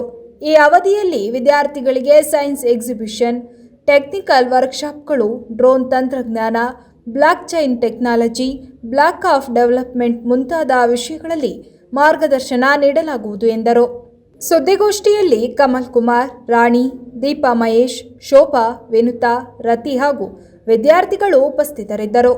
ಅರಿವಿಲ್ಲ, ಹಾಗಾಗಿ ನಾವು ಕಮಲ್ ಕುಮಾರ್ ಅವರಿರ್ಬೋದು, ರಾಣಿ ಮೇಡಮ್ ಇರ್ಬೋದು, ಎಲ್ಲರೂ ಸೇರಿ ಈ ಒಂದು ವೈಜ್ಞಾನಿಕ ಸಂಶೋಧನಾ ಪರಿಷತ್ತಿನ ಬಗ್ಗೆ ನಾವು ತಿಳುವಳಿಕೆಯನ್ನು ಪಡಿಸುವುದರ ಜೊತೆಗೆ ಈ ಜಿಲ್ಲೆಯಲ್ಲಿ ಒಂದು ದೊಡ್ಡ ಮಟ್ಟದಲ್ಲಿ ಈ ಒಂದು ರಾಜ್ಯ ವಿಜ್ಞಾನ ಸಂಶೋಧನಾ ಪರಿಷತ್ತಿನ ಕಟ್ಟುವ ದೃಷ್ಟಿಯಿಂದ ಈ ಜಿಲ್ಲೆಯ ಮಕ್ಕಳನ್ನ ನಾನು ವಿಜ್ಞಾನಿ ಕಾರ್ಯಕ್ರಮದಲ್ಲಿ ಭಾಗವಹಿಸುವ ಮೂಲಕ ಅವರು ಕೂಡ ನಾನೊಬ್ಬ ವಿಜ್ಞಾನಿ ಅನ್ನೋದನ್ನ ತನ್ನ ಮನದಾಳ ಒಳಗಡೆ ಬೆಳೆಸ್ಕೊಳ್ಳೋದ್ರ ಮೂಲಕ ನಾನೊಬ್ಬ ಅಬ್ದುಲ್ ಕಲಾಂ, ನಾನೊಬ್ಬ ಕಿರಣ್ ಕುಮಾರ್, ನಾನೊಬ್ರು ವಿಜ್ಞಾನಿಗಳಲ್ಲಿ ಪ್ರಮುಖರಾದಂಥವ್ರು ಯಾರ್ಯಾರಿದ್ದಾರೆ ಆ ಥರ ಆಗಬೇಕು ಅನ್ನುವ ದೂರದೃಷ್ಟಿಯಿಂದ ಈ ಮಕ್ಕಳನ್ನ ನಾವು ಇವತ್ತು ಟೆಲಿಸ್ಕೋಪ್ ತರಬೇತಿಗೆ ನಾವು ಚಿಕ್ಕಬಳ್ಳಾಪುರಕ್ಕೆ ದೊಡ್ಡಬಳ್ಳಾಪುರಕ್ಕೆ ನಾವು ಕಳಿಸ್ಕೊಡ್ತಾ ಇದೀವಿ. ಇಲ್ಲಿ ಅವ್ರ ಜೊತೆಗೆ ಕೆಲವು ಪೋಷಕರು ಹೋಗ್ತಾ ಇದ್ದಾರೆ, ಕೆಲವು ನಮ್ಮ ಟೀಚರ್ಸ್ ಕೂಡ ಅವ್ರ ಜೊತೆ ಹೋಗ್ತಾ ಇದ್ದಾರೆ. ಅಲ್ಲಿ ಉಲಿಕಲ್ ನಟರಾಜ್ ಅವರ ಎಲ್ಲ ರೀತಿಯ ವಾಸ್ತವ್ಯದಿಂದ ಹಿಡಿದು ಊಟ ಪ್ರತಿಯೊಂದು ವ್ಯವಸ್ಥೆಯನ್ನ ಈ ಸಂಸ್ಥೆ ಮೂಲಕ ಮಾಡಲಾಗ್ತಾ ಇದೆ. ಈ ಸಲ ಅವರು ಹೋಗಿ ಬಂದು ಟೆಲಿಸ್ಕೋಪ್ ತಗೊಂಡು ಮತ್ತೆ ಬರ್ತಾರೆ. ಇಲ್ಲಿ ಇದೇ ನಮ್ಮ ಪತ್ರಿಕಾಗೋಷ್ಠಿಯನ್ನು ಮಾಡಿ ಮತ್ತೆ ಅಲ್ಲಿ ಅನುಭವಗಳನ್ನ ಮತ್ತೆ ಇಲ್ಲಿ ಜಿಲ್ಲೆಯ ಮಕ್ಕಳಿಗೆ ಎಲ್ಲ ಶಾಲೆ ಕಾಲೇಜುಗಳ ಮಕ್ಕಳಿಗೆ ಗೊತ್ತಾಗೋ ರೀತಿಯಲ್ಲಿ ಅವರ ಅನುಭವಗಳನ್ನ ಬಂದ ನಂತರ ಇಲ್ಲಿ ಹಂಚಿಕೊಳ್ತಾರೆ. ಪ್ರತಿಯೊಬ್ಬರು ಕೂಡ ಟೆಲಿಸ್ಕೋಪ್ ತರಬೇತಿಯನ್ನು ಪಡೆದು ಟೆಲಿಸ್ಕೋಪ್ನೊಂದಿಗೆ ಇಲ್ಲಿಗೆ ವಾಪಸ್ ಬರ್ತಾರೆ. ಅವ್ರು ಹೋಗಿ ಬರುವಂತಹ ತರಬೇತಿ ಅತ್ಯಂತ ಯಶಸ್ವಿಯಾಗಿರಲಿ, ಶುಭಕರವಾಗಿರಲಿ ಅಂತೇಳಿ ನಾವೆಲ್ಲರೂ ಸೇರಿ ನಿಮ್ಮೆಲ್ಲರ ಮೂಲಕ ನಾವು ಶುಭವನ್ನು ಹಾರೈಸಿ ಆ ಮಕ್ಕಳಿಗೆ ಒಳ್ಳೆಯದಾಗಲಿ ಅಂತೇಳಿ ನಾವು ಕಳಿಸ್ಕೊಡ್ತಾ ಇದ್ದೀವಿ. ಮಕ್ಕಳಿಗೆ ಎಲ್ಲರಿಗೂ ಶುಭವಾಗಲಿ. ಹಾಗೂ ಕರ್ನಾಟಕ ರಾಜ್ಯ ವೈಜ್ಞಾನಿಕ ಸಂಶೋಧನಾ ಪರಿಷತ್, ಹಾಗೆ ಆರ್ಯಭಟ ಕರ್ನಾಟಕ, ಭಾರತ್ ಡ್ರೋಮ್ ಕರ್ನಾಟಕ, ಇಸ್ರೋ ಭಾರತ ಸರ್ಕಾರ, international lions club 317F, Bharat scout and guides, Karnataka Bharat Sevadal, ವಿಜ್ಞಾನ ಮತ್ತು ತಂತ್ರಜ್ಞಾನ ಸಂಶೋಧನೆ ಮತ್ತು ಕಲೆಗಳ ಪ್ರಗತಿ ಸಂಸ್ಥೆ ಕರ್ನಾಟಕ, ಇಷ್ಟು ಸಂಸ್ಥೆಗಳ ಒಟ್ಟು ಆಶ್ರಯದಲ್ಲಿ ನಾನು ವಿಜ್ಞಾನಿ ಅನ್ನುವಂತಹ ಒಂದು ಕಾರ್ಯಕ್ರಮ ದೊಡ್ಡಬಳ್ಳಾಪುರದ ಬೇಸೆಂಟ್ ಪಾರ್ಕ್, ಸ್ಕೌಟ್ ಕ್ಯಾಂಪಿನ ಬೇಸೆಂಟ್ ಪಾರ್ಕ್ನಲ್ಲಿ ಅಕ್ಟೋಬರ್ 1ರಿಂದ ಅಕ್ಟೋಬರ್ 9ರವರೆಗೆ ಆಯೋಜನೆ ಆಗಿದೆ. ಈ ಒಂದು ಕರ್ನಾಟಕ ರಾಜ್ಯ ವೈಜ್ಞಾನಿಕ ಸಂಶೋಧನಾ ಪರಿಷತ್ತಿನ ರಾಜ್ಯದ ಸಂಸ್ಥಾಪಕ ಅಧ್ಯಕ್ಷರಾದಂತಹ ಮತ್ತು ಪವಾಡ ಬಯಲು ಮಾಡುವಂತಹ ವ್ಯಕ್ತಿಯಾದಂತಹ ಶ್ರೀಯುತ ಹುಲಿಕಲ್ ನಟರಾಜುರವರು ಈ ಒಂದು ವೈಜ್ಞಾನಿಕ ಸಂಶೋಧನಾ ಪರಿಷತ್ತಿನ ರಾಜ್ಯದ ಸಂಸ್ಥಾಪಕ ಅಧ್ಯಕ್ಷರು. ಇವರು ವಿದ್ಯಾರ್ಥಿಗಳಿಗೆ ವಿದ್ಯಾರ್ಥಿ ದೆಸೆಯಿಂದನೇ ವಿಜ್ಞಾನದ ಅರಿವನ್ನು ಮೂಡಿಸುವಂತಹ ಕಾರ್ಯಕ್ರಮಗಳನ್ನು ಕರ್ನಾಟಕ ರಾಜ್ಯಾದ್ಯಂತ ಸರ್ಕಾರದ ಸಹಭಾಗಿತ್ವದಲ್ಲಿ ಕಾರ್ಯಕ್ರಮವನ್ನು ನಿರಂತರವಾಗಿ ಮಾಡ್ತಾ ಬರ್ತಾ ಇದ್ದಾರೆ. ಅದೇ ರೀತಿ ಈ ವರ್ಷ ನಾನು ವಿಜ್ಞಾನಿ ಅನ್ನುವಂತಹ ಕಾರ್ಯಕ್ರಮವನ್ನು ನಾನು ವಿಜ್ಞಾನಿ 2025 ಅನ್ನುವಂತಹ ಘೋಷವಾಕ್ಯದೊಂದಿಗೆ ದೊಡ್ಡಬಳ್ಳಾಪುರದಲ್ಲಿ ಮಾಡ್ತಾ ಇದ್ದಾರೆ. ಈ ಒಂದು ಕಾರ್ಯಕ್ರಮಕ್ಕೆ ಕರ್ನಾಟಕ ರಾಜ್ಯದ ವಿವಿಧ ಭಾಗಗಳಿಂದ ಸುಮಾರು 150 ಮಕ್ಕಳುಗಳು ಸ್ವಯಂ ಟೆಲಿಸ್ಕೋಪನ್ನು ತಯಾರು ಮಾಡುವಂತಹ ಒಂದು ಕಾರ್ಯಾಗಾರಕ್ಕೆ ಆಗಮಿಸ್ತಾ ಇದ್ದಾರೆ. ಆ ಒಂದು ಸ್ವಯಂ ಟೆಲಿಸ್ಕೋಪನ್ನು ತಯಾರು ಮಾಡುವಂತಹ ಕಾರ್ಯಾಗಾರಕ್ಕೆ ಹಾಸನ ಜಿಲ್ಲೆಯಿಂದ 19 ಮಕ್ಕಳುಗಳು ಭಾಗವಹಿಸ್ತಾ ಇದ್ದಾರೆ. ಅದರಲ್ಲಿ 10 ಮಕ್ಕಳುಗಳು ಭಾರತ್ ಸೇವಾದಳದ ತರಬೇತಿಯನ್ನು ಪಡೆದಂತಹ ಮಕ್ಕಳು, ಇನ್ನು 9 ಮಕ್ಕಳು ಇತರೆ ಶಾಲಾ ಕಾಲೇಜುಗಳಿಂದ ಬಂದಿದ್ದಾರೆ. ಹಾಗೆ ದಾವಣಗೆರೆಯ ಒಬ್ಬ PU ವಿದ್ಯಾರ್ಥಿನಿ, ಕ್ಯಾನ್ಸರ್ ಪೀಡಿತ ವಿದ್ಯಾರ್ಥಿ, ಆಕೆ ಕೂಡ ಈ ಒಂದು ಸ್ವಯಂ ಟೆಲಿಸ್ಕೋಪ್ ತಯಾರಿಕಾ ತರಬೇತಿ ಶಿಬಿರದಲ್ಲಿ ಪಾಲ್ಗೊಳ್ತಾ ಇದ್ದಾರೆ. ಈ ಎಲ್ಲ ಕಾರ್ಯಕ್ರಮಗಳು ಕೂಡ ಕರ್ನಾಟಕ ರಾಜ್ಯ ವೈಜ್ಞಾನಿಕ ಸಂಶೋಧನಾ ಪರಿಷತ್ತಿನ ಅಡಿಯಲ್ಲಿ ನಡೀತಾ ಇದೆ. ಈ ಕಾರ್ಯಕ್ರಮದ ಉದ್ಘಾಟನೆ ದಿನಾಂಕ 1/10/2025 ಸ್ಕೌಟ್ ಕ್ಯಾಂಪ್ನಲ್ಲಿ ಆಗಲಿದೆ. ಈ ಕಾರ್ಯಕ್ರಮಕ್ಕೆ ವಿಜ್ಞಾನ ಮತ್ತು ತಂತ್ರಜ್ಞಾನ ಸಚಿವರು, ಹಾಗೆ ಶಾಲಾ ಶಿಕ್ಷಣ ಸಚಿವರು ಮತ್ತು ಹೆಸರಾಂತ ಇಸ್ರೋ ನಿವೃತ್ತ ವಿಜ್ಞಾನಿಗಳಾದಂತಹ ಶ್ರೀಯುತ ಕಿರಣ್ ಕುಮಾರ್ ಅವರು ಭಾಗವಹಿಸಲಿದ್ದಾರೆ. ಹಾಗೆ ಹಲವಾರು ಪ್ರಮುಖರುಗಳು ಕೂಡ ಭಾಗವಹಿಸ್ತಾರೆ. ಹಲವಾರು ದಿನಗಳಲ್ಲಿ 1ರಿಂದ 9ನೇ ತಾರೀಕು ತನಕ ನಡೆಯುವಂತಹ ಈ ಒಂದು ಕಾರ್ಯಕ್ರಮದಲ್ಲಿ ಹಲವು ಸಂದರ್ಭಗಳಲ್ಲಿ ವಿಶೇಷವಾಗಿ ವಿಜ್ಞಾನಿಗಳು ಭಾಗವಹಿಸುವಂಥದ್ದಿದೆ. ನಮ್ಮ ಕಿರಣ್ ಕುಮಾರ್ ಅವರು ಹಾಸನ ಜಿಲ್ಲೆಯವರೇ, ಅವರು ಹೆಚ್ಚು ಸಮಯವನ್ನು ಅಲ್ಲಿ ವಿನಿಯೋಗ ಮಾಡುವಂತಹ ಒಂದು ಸಂದರ್ಭವನ್ನು ಸೃಷ್ಟಿ ಮಾಡ್ಕೊಳ್ತೀನಿ ಅಂತ ಅನ್ನುವಂಥದ್ದನ್ನು ಕೂಡ ಹೇಳಿದ್ದಾರೆ. ಹಾಗೆ 9ನೇ ತಾರೀಕು ಇರುವಂತಹ ಸಮಾರೋಪ ಸಮಾರಂಭಕ್ಕೆ ಕರ್ನಾಟಕ ರಾಜ್ಯದ ಗಣಿತವೇತ್ತ ರಾಜ್ಯಪಾಲರು ಬರುವಂತಹ ನಿರೀಕ್ಷೆ ಇದೆ. ಆಗಲೇ ಅವರು ಕಿರಣ್ ಕುಮಾರ್ ಅವರು ಅವರನ್ನು ಕರೆತರುವಂತಹ ಒಂದು ವಿಚಾರವನ್ನು ತಿಳಿಸಿದ್ದಾರೆ. ಈ ಒಂದು ಕಾರ್ಯಕ್ರಮದಲ್ಲಿ ಭಾಗವಹಿಸುವಂತಹ ಮಕ್ಕಳು ವಿಶ್ವ ದಾಖಲೆಯನ್ನು ನಿರ್ಮಾಣ ಮಾಡ್ತಾ ಇದ್ದಾರೆ. World book of records, Indian book of records, Asia book of records, ಈ ಸಂಸ್ಥೆಯವರು ಇದನ್ನು ವಿಶ್ವ ದಾಖಲೆಯ ಮಟ್ಟಕ್ಕೆ ಕೊಂಡೊಯ್ಯುವಂತಹ ಇದೆ. ಬಹುತೇಕ 100ಕ್ಕೂ ಹೆಚ್ಚು ರಾಷ್ಟ್ರಗಳು ಈ ಒಂದು ಟೆಲಿಸ್ಕೋಪ್ ತಯಾರಿಕಾ ಕಾರ್ಯಾಗಾರವನ್ನು ಆನ್ಲೈನಲ್ಲಿ ನೋಡುವಂತಹ ಒಂದು ಕಾರ್ಯಾಗಾರ ಕೂಡ ಇದೆ. ಈ ಒಂದು ಸಂದರ್ಭದಲ್ಲಿ ನಮ್ಮ ಹಾಸನ ಜಿಲ್ಲೆಯಿಂದ ಭಾಗವಹಿಸ್ತಾ ಇರುವಂತಹ 19 ಮಕ್ಕಳ ಒಂದು ಪರಿಚಯವನ್ನು ಕೂಡ ಈಗ ನಿಮಗೆ ಮಾಡಿಕೊಡ್ಲಿದ್ದೇವೆ. ಈ 19 ಮಕ್ಕಳಿಗೆ ಶುಭವನ್ನು ಕೋರುವಂಥದ್ದು ಹಾಗೆ ಅವರ ಪೂರ್ವಾಪರಗಳನ್ನು ಪರಿಚಯ ಮಾಡಿಸುವಂಥದ್ದನ್ನು ಕೂಡ ನಾನು ಈ ಸಂದರ್ಭದಲ್ಲಿ ಮಾಡ್ತಾ ಇದ್ದೇನೆ. ತರಬೇತಿಗೆ ಹಾಸನ ಜಿಲ್ಲೆಯಿಂದ ಭಾಗವಹಿಸ್ತಾ ಇರುವಂತಹ ಮಕ್ಕಳ ವಿವರ: ಗಗನ BL SSLC GHS ಭಾಗೇಶ್ಪುರ Arsikere taluk, VS ಸಿಂಚನ ಪ್ರಥಮ PUC GG PUC Belur taluk, ಮಾನ್ಯ M ಗಂಗಾಧರ್ ದ್ವಿತೀಯ PUC ಹಾಸನ ತಾಲೂಕು, ಪುರುಷೋತ್ತಮ್ M ಪ್ರಥಮ PUC ಹಳೆಕೋಟೆ ಹೊಳೆನರಸೀಪುರ ತಾಲೂಕು, ಐಶ್ವರ್ಯ AR ದ್ವಿತೀಯ PUC GGC Goruru Hassan taluk, Preetham RP ಪ್ರಥಮ PUC GPUC ಹಳೆಬೀಡು ಬೇಲೂರು ತಾಲೂಕು, ಲೇಖನ MP 9ನೇ ತರಗತಿ ಸರ್ಕಾರಿ ಪ್ರೌಢಶಾಲೆ ಚಂದ್ರಾಯಪಟ್ಟಣ, ರವಿನಂದನ್ TS ಪ್ರಥಮ PUC ಸರ್ಕಾರಿ ಪದವಿ ಪೂರ್ವ ಕಾಲೇಜು ಆಲೂರು, ಲಕ್ಷ್ಮಿ 9ನೇ ತರಗತಿ GGJC ಅರ್ಕಲ್ಗೂಡು, ಅರ್ಪಿತಾ MY 9ನೇ ತರಗತಿ GGJC ಪ್ರೌಢಶಾಲಾ ವಿಭಾಗ ಅರ್ಕಲ್ಗೂಡು, ಮಿಥುನ್ GL ಗೌಡ 8ನೇ ತರಗತಿ ವಿದ್ಯಾಸೌಧ ಪ್ರೌಢಶಾಲೆ KIDB ಸರ್ಕಲ್ ಹೊಳೆನರಸೀಪುರ ರಸ್ತೆ ಹಾಸನ, ಇಬ್ಬನಿ BM ಪ್ರಥಮ PUC masters college Hassan, Lipika HC ದ್ವಿತೀಯ PUC masters college Hassan, Hariprasad K ದ್ವಿತೀಯ PUC masters college Hassan, Shreyala H ಪ್ರಥಮ PUC masters college Hassan, Samruddhi S Gowda Hassan 9ನೇ ತರಗತಿ ಶಾರದಾ ವಿದ್ಯಾನಿಕೇತನ ತಳಪಾಡಿ ಮಂಗಳೂರು, ಹಿತಾ HR 8ನೇ ತರಗತಿ ಸಂತ ಜೋಸಫರ ಶಾಲೆ ಸಾಲ್ಗಾಮೆ ರಸ್ತೆ ಹಾಸನ, ನೂತನ್ HC 10ನೇ ತರಗತಿ ಯುನೈಟೆಡ್ ಶಾಲೆ ಹಾಸನ, ಅಶ್ವಿನ್ KY 10ನೇ ತರಗತಿ ಪೋದಾರ್ ಇಂಟರ್ನ್ಯಾಷನಲ್ ಹಾಸನ, ಶಾಂತಾ B ಪ್ರಥಮ PUC sir MUPU college Davanagere. ಅದೇ ಕ್ಯಾನ್ಸರ್ ಪೀಡಿತ ಮಗುವನ್ನಲ್ಲ ಆ ಮಗು ಇದು. ಈ ತರಬೇತಿ ಶಿಬಿರಕ್ಕೆ ನಮ್ಮ ಹಾಸನ ಜಿಲ್ಲೆಯಿಂದ ಶ್ರೀಮತಿ ತುಳಸಿ ದೈಹಿಕ ಶಿಕ್ಷಕರು ಸರ್ಕಾರಿ ಪ್ರೌಢಶಾಲೆ ಆಲೂರು, ಶ್ರೀಮತಿ ಲೀಲಾಂಬಿಕಾ ವಿಜ್ಞಾನ ಶಿಕ್ಷಕರು ಸರ್ಕಾರಿ ಬಾಲಕರ ಪ್ರೌಢಶಾಲೆ ಅರ್ಕಲ್ಗೂಡು, ಶ್ರೀಮತಿ ಪೂರ್ಣಿಮಾ R ಉಪನ್ಯಾಸಕರು ಮಾಸ್ಟರ್ PU ಕಾಲೇಜ್ ಹಾಸನ. ಇವರುಗಳು ಅಲ್ಲಿ 9 ದಿನಗಳ ಜಾತಿ ಗಣತಿ ಸಮೀಕ್ಷೆಯಲ್ಲಿ ಒಕ್ಕಲಿಗರು ಧರ್ಮದ ಕಾಲಂನಲ್ಲಿ ಹಿಂದೂ, ಜಾತಿ ಕಾಲಂನಲ್ಲಿ ಒಕ್ಕಲಿಗರು ಹಾಗೂ ಉಪಜಾತಿ ಕಾಲಂನಲ್ಲೂ ಒಕ್ಕಲಿಗರು ಎಂದು ನಮೂದಿಸಬೇಕು ಎಂದು ಜಿಲ್ಲಾ ಒಕ್ಕಲಿಗರ ಸಂಘದ ಅಧ್ಯಕ್ಷರಾದ ಮುತ್ತೇಗೌಡರವರು ಮನವಿ ಮಾಡಿದರು. ಸರ್ಕಾರದವರು ಜನಗಣತಿಯನ್ನು ಮಾಡ್ತಾ ಇದ್ದಾರೆ. ನಾವು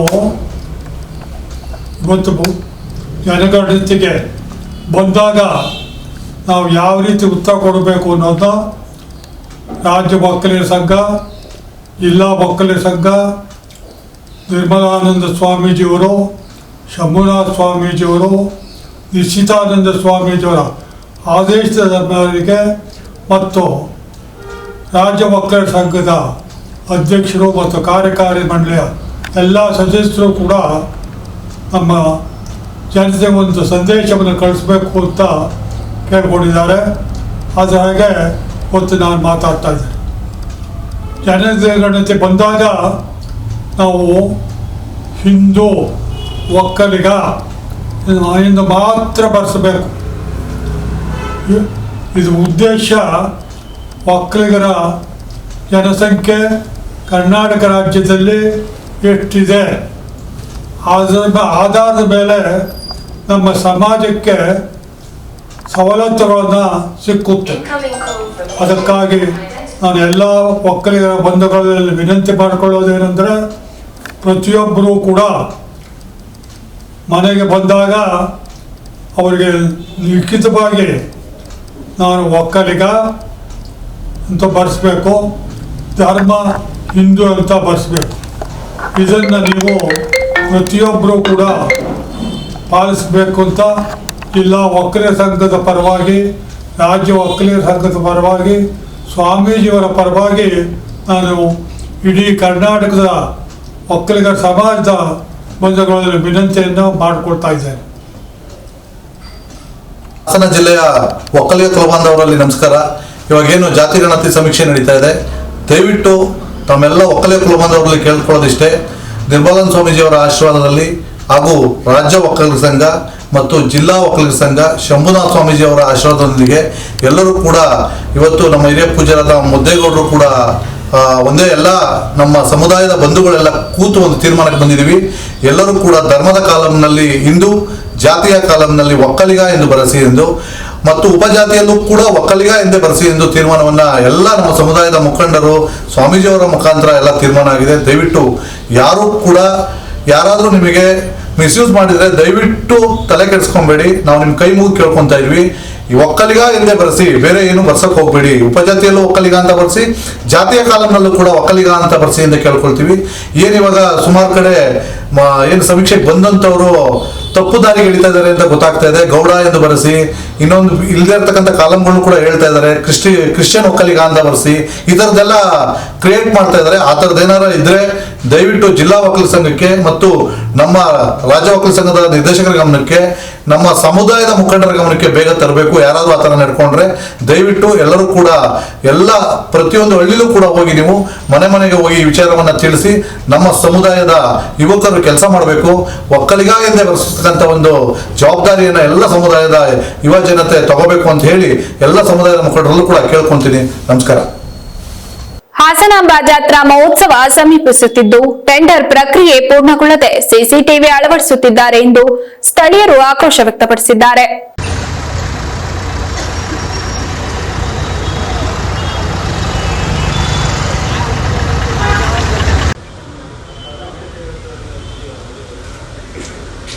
CCTV ಟೆಂಡರು ಇನ್ನೂ ಫೈನಲ್ ಆಗಿಲ್ಲ. ಆಲ್ರೆಡಿ CCTV ವರ್ಕ್ ನಡೀತಾ ಇದೆ. ಟೆಂಡರ್ ಇನ್ನೂ ಫೈನಲ್ ಆಗಿಲ್ಲ.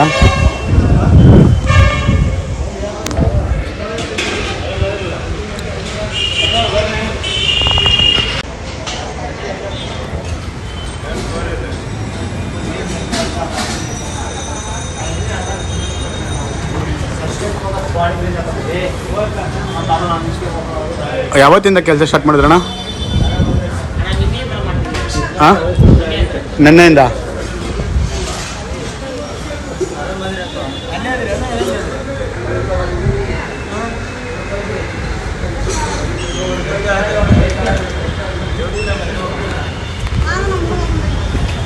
ಇದು ನೋಡ್ಕೊತಿರೋದು ಯಾರು ನಿಮ್ದು? ಇದನ್ನೆಲ್ಲ ನೋಡ್ಕೊತಿರೋದು ಅಲ್ಲ, ನಿಮಗೆ ಮ್ಯಾನೇಜ್ಮೆಂಟ್ ಯಾರು ಇದ್ದಾರೆ ಅಂತ? ನಿಮ್ಮ ಸೂಪರ್ವೈಸರು?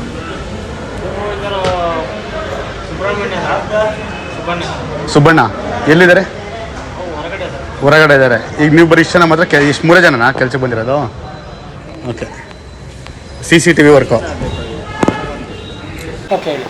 ಈಗ ಹಾಸನಾಂಬ ಜಾತ್ರಾ ಮಹೋತ್ಸವದ ಏನಾಗಿದೆ ಅಂದರೆ, ಈಗ ಟೆಂಡರ್ ಆನ್ಲೈನ್ ಟೆಂಡರ್ಗಳಿಗೆ ಬಿಡ್ ಮಾಡಿದ್ದಾರೆ. ಈಗ ಕೆಲವೊಂದೊಂದು ಡಿಪಾರ್ಟ್ಮೆಂಟ್ಗಳಿಂದ, ಟೂರಿಸಂ ಡಿಪಾರ್ಟ್ಮೆಂಟಿಂದ ಟೆಂಡರ್ ಬಿಡ್ ಮಾಡಿದ್ದಾರೆ, PWD ಇಂದ ಮಾಡಿದ್ದಾರೆ, DUDC ಆಫೀಸು ಮತ್ತು ಹಾರ್ಟಿಕಲ್ಚರ್ ಡಿಪಾರ್ಟ್ಮೆಂಟ್ ಫ್ಲವರ್ ಡೆಕೋರೇಷನ್ ಸಂಬಂಧಪಟ್ಟಿಗೆ ಟೆಂಡರ್ ಆನ್ಲೈನಲ್ಲಿ ಕಾಲ್ ಮಾಡಿದ್ದಾರೆ. ಸೊ ಇದರದಲ್ಲಿ ಏನು ನಡೀತಾ ಇದೆ ಅಂತಂದರೆ, ಈಗ ಟೆಂಡರ್ ಇನ್ನೂ ಕ್ಲೋಸ್ ಆಗಿಲ್ಲ, ಅಂದರೆ ಯಾವಾಗ ಫೈನಲ್ ಆಗಬೇಕು, ಯಾರಿಗೆ ಕೊಡಬೇಕು ಅಂತ ಇನ್ನೂ ಗೊತ್ತಾಗಿಲ್ಲ. ಸೊ ಆಲ್ರೆಡಿ ದೇವಸ್ಥಾನದ ಒಳಗಡೆ CCTV ಆಗಿರ್ಬೋದು, ಜರ್ಮನ್ ಟೆಂಟ್ಸ್ ಆಗಿರ್ಬೋದು, ಆಲ್ರೆಡಿ ವರ್ಕ್ ಸ್ಟಾರ್ಟ್ ಆಗಿದೆ. ಹೆಂಗೆ ಸ್ಟಾರ್ಟ್ ಆಗಿದೆ, ಇಲ್ಲ ಯಾರಿಗೆ ಫೈನಲ್ ಮಾಡಿದ್ದಾರೆ, ಇನ್ನೂ ಆನ್ಲೈನ್ ಟೆಂಡರೇ ಕ್ಲೋಸ್ ಆಗಿಲ್ಲ. ಇವತ್ತು ಸಂಜೆ 5 ಗಂಟೆ 29ನೇ ತಾರೀಕು ಇವತ್ತು ಸಂಜೆ ಕ್ಲೋಸ್ ಆಗಬೇಕಾಗಿರೋ ಟೆಂಡರು ಇನ್ನೂ ಕ್ಲೋಸ್ ಆಗ್ದಂಗೆ ಆಲ್ರೆಡಿ ವರ್ಕ್ ಸ್ಟಾರ್ಟ್ ಮಾಡ್ತಾ ಇದ್ದಾರೆ. ಈಗ ಏನಾರ ಕೇಳಿದ್ರೆ ಅಲ್ಲಿ ಪರ್ಮನೆಂಟಾಗಿ ಹಾಕ್ಸ್ತಾ ಇರೋದು ಅಂತ ಕೇಳ್ತಾ ಇದ್ದಾರೆ. ಪರ್ಮನೆಂಟಾಗಿ ಹಾಕ್ಸ್ತಾ ಇದ್ದಾರೆ ಅಂದರೆ ಅದನ್ನು ಒಂದು ಆನ್ಲೈನಲ್ಲಿ ಬಿಡಬೇಕಾಗುತ್ತೆ, ಇಲ್ಲ ಒಂದು ನ್ಯೂಸ್ ಪೇಪರಲ್ಲಿ ಬಿಡಬೇಕಾಗುತ್ತೆ. ಈಗ ನಾವು ದೇವಸ್ಥಾನಕ್ಕೆ ಪರ್ಮನೆಂಟಾಗಿ CCTV ಹಾಕ್ಸ್ತಾ ಇದ್ದೀವಿ. ಒಂದು 4-5 ಜನ ಕಂಪ್ನಿದ ಕೊಟೇಶನ್ ತಗೊಂಡಾದ್ಮೇಲೆ ಫೈನಲೈಸೇಷನ್ ಮಾಡಿ DC ಮೇಡಮ್ ಆಗಿರ್ಬೋದು, AC ಸರ್ ಆಗಿರ್ಬೋದು, ಇವ್ರು ಅಪ್ರೂವಲ್ ತಗೊಂಡಾದ್ಮೇಲೆ ಫೈನಲೈಸೇಷನ್ ಮಾಡಬೇಕು. ಪ್ರತಿ ವರ್ಷನೂ ಟೆಂಡರ್ ಪ್ರಕ್ರಿಯೆ ಮುಖಾಂತರನೇ ನಡೀತಾ ಇತ್ತು ಅಥವಾ ಹೇಗೆ? ಸರ್, ಟೆಂಡರ್ ಪ್ರಕ್ರಿಯೆ ಅದು ಮುಗಿತಾ ಇದೆ. ಬಟ್ ಅವ್ರು ಕೇಳ್ತಿರೋ ಡಾಕ್ಯುಮೆಂಟ್ಸ್ ಹೆಂಗಿದೆ ಅಂತಂದರೆ, ಈ ಯಾರೋ ಒಬ್ಬರೇ ವರ್ಕ್ ಮಾಡಿರಬೇಕು, ಇಲ್ಲ ತುಂಬ ಎಕ್ಸ್ಪೀರಿಯೆನ್ಸ್ ಆಗಿರಬೇಕು, ಈ ಥರ ಟೆಂಡರ್ ಪ್ರತಿಯೊಂದು ಡಾಕ್ಯುಮೆಂಟ್ಸ್ ಪ್ರಕಾರನೇ ಇದೆ. ಬಟ್ ಅವ್ರು ಕೇಳ್ತಿರೋ ಡಾಕ್ಯುಮೆಂಟ್ಸಲ್ಲಿ 1.2 ಕೋಟಿ ಡಾಕ್ಯುಮೆಂಟ್ಸ್ ಕೇಳಿದ್ದಾರೆ. ಅಂದರೆ ಟರ್ನ್ ಓವರ್ ನಡೆದಿರಬೇಕು ಅಂತ ಕೇಳಿದರೆ, 60 ಲಕ್ಷದಲ್ಲಿ 1.2 ಕೋಟಿ 2 ವರ್ಷದಲ್ಲಿ ಟರ್ನ್ ಓವರ್ ಆಗಿರಬೇಕು ಅಂತ ಕೇಳಿದ್ದಾರೆ. ಬಟ್ KW3 ಡಾಕ್ಯುಮೆಂಟ್ಸ್ ಪ್ರಕಾರನೇ ಇದೆ. ಬಟ್ ಈಗ 1.2 crores ತನಕ ಆ್ಯಡ್ ಆನ್ ಮಾಡಬೇಕು ಅಂದರೆ, ಈಗ ಸಡನ್ನಾಗಿ ಹೊಸ ಸ್ಟಾರ್ಟಪ್ ಮಾಡಿರ್ತಾರೆ, ಯೂತ್ಸ್ಗಳು ಬರ್ತಾ ಇರ್ತಾರೆ, ಅವರಿಗೆಲ್ಲ ಚಾನ್ಸಸ್ ಸಿಗಲ್ವಲ್ಲ. ಅಂದರೆ ಕಳೆದ ಬಾರಿನೂ ಸೇಮ್ ಪ್ರೊಸೀಜರ್ ಇತ್ತಾ ಅಥವಾ ಯಾರು? ಇಲ್ಲ, ಕಳೆದ ಬಾರಿ ತುಂಬ ಚೇಂಜಸ್ ಇತ್ತು. ಕಳೆದ ಬಾರಿಗಿಂತ ಈ ವರ್ಷ ಪರವಾಗಿಲ್ಲ. ಕಳೆದ ಬಾರಿಗಂತೂ ಪರ್ಟಿಕ್ಯುಲರಾಗಿ ಹಾಸನಾಂಬ ಟೆಂಡರ್ ಮಾಡಿರೋರೇ ಬೇಕು ಅಂತಂದರೆ ಲಾಸ್ಟ್ 3-4 ಯಾರು ಮಾಡೇ ಇಲ್ಲ, ಒಬ್ಬರೇ ಮಾಡ್ತಿದ್ದಾರೆ. ಬಟ್ ಆ ವರ್ಷದ್ದು ಅವರೇ ಮಾಡಿದ್ದಾರೆ ಅಂತಂದ್ಮೇಲೆ ಈ ವರ್ಷ ಚೇಂಜ್ ಆಗಿದೆ. ಈ ವರ್ಷದ್ದು ಲಾಸ್ಟ್ ಟೈಮ್ ಕೊಟ್ಟಿರೋ ಟೆಂಡರ್ ಡೀಟೇಲ್ಸ್ ಕಂಪೇರ್ ಮಾಡಿದ್ರೆ ಈ ವರ್ಷ ತುಂಬ ಚೇಂಜ್ ಆಗಿದೆ. ಬಟ್ ಅಪ್ಡೇಟೆಡ್ ಮಾಡಿದ್ದಾರೆ ಅದರಲ್ಲೂ. ಬಟ್ ಇವ್ರು ಡಾಕ್ಯುಮೆಂಟ್ಸ್ಗಳು ಕೇಳ್ತಾ ಇದ್ದಾರೆ, ಬ್ಯಾಂಕ್ ಸೆಕ್ಯೂರಿಟಿ ಕೇಳ್ತಿದ್ದಾರೆ, ಇಲ್ಲ ಟರ್ನ್ ಓವರ್ ಜಾಸ್ತಿ ಮಾಡಿರಬೇಕು ಅಂತ ಕೇಳ್ತಿದ್ದಾರೆ. ಈಗ ಯಾರು ಯೂತ್ಸ್ಗಳಾಗಿರ್ಬೋದು, ಇಲ್ಲಾಂದರೆ ಹೊಸ ಜನ್ರೇಷನ್ ಸ್ಟಾರ್ಟ್ ಮಾಡಬೇಕು ಅಂತಂದರೆ ಹೆಂಗೆ ಸ್ಟಾರ್ಟ್ ಮಾಡ್ತಾರೆ? ಇವ್ರು ಕೇಳ್ತಿರೋ ಡಾಕ್ಯುಮೆಂಟ್ಸ್ಗೂ ಇದಕ್ಕೂ ಸಂಬಂಧನೇ ಸಿಗ್ತಾ ಇಲ್ಲ ಅಪ್ರಾಕ್ಸಿಮೇಟು. ಇಲ್ಲ, ಟೆಂಡರ್ ಕ್ಲೋಸ್ ಆಗಿದೆ.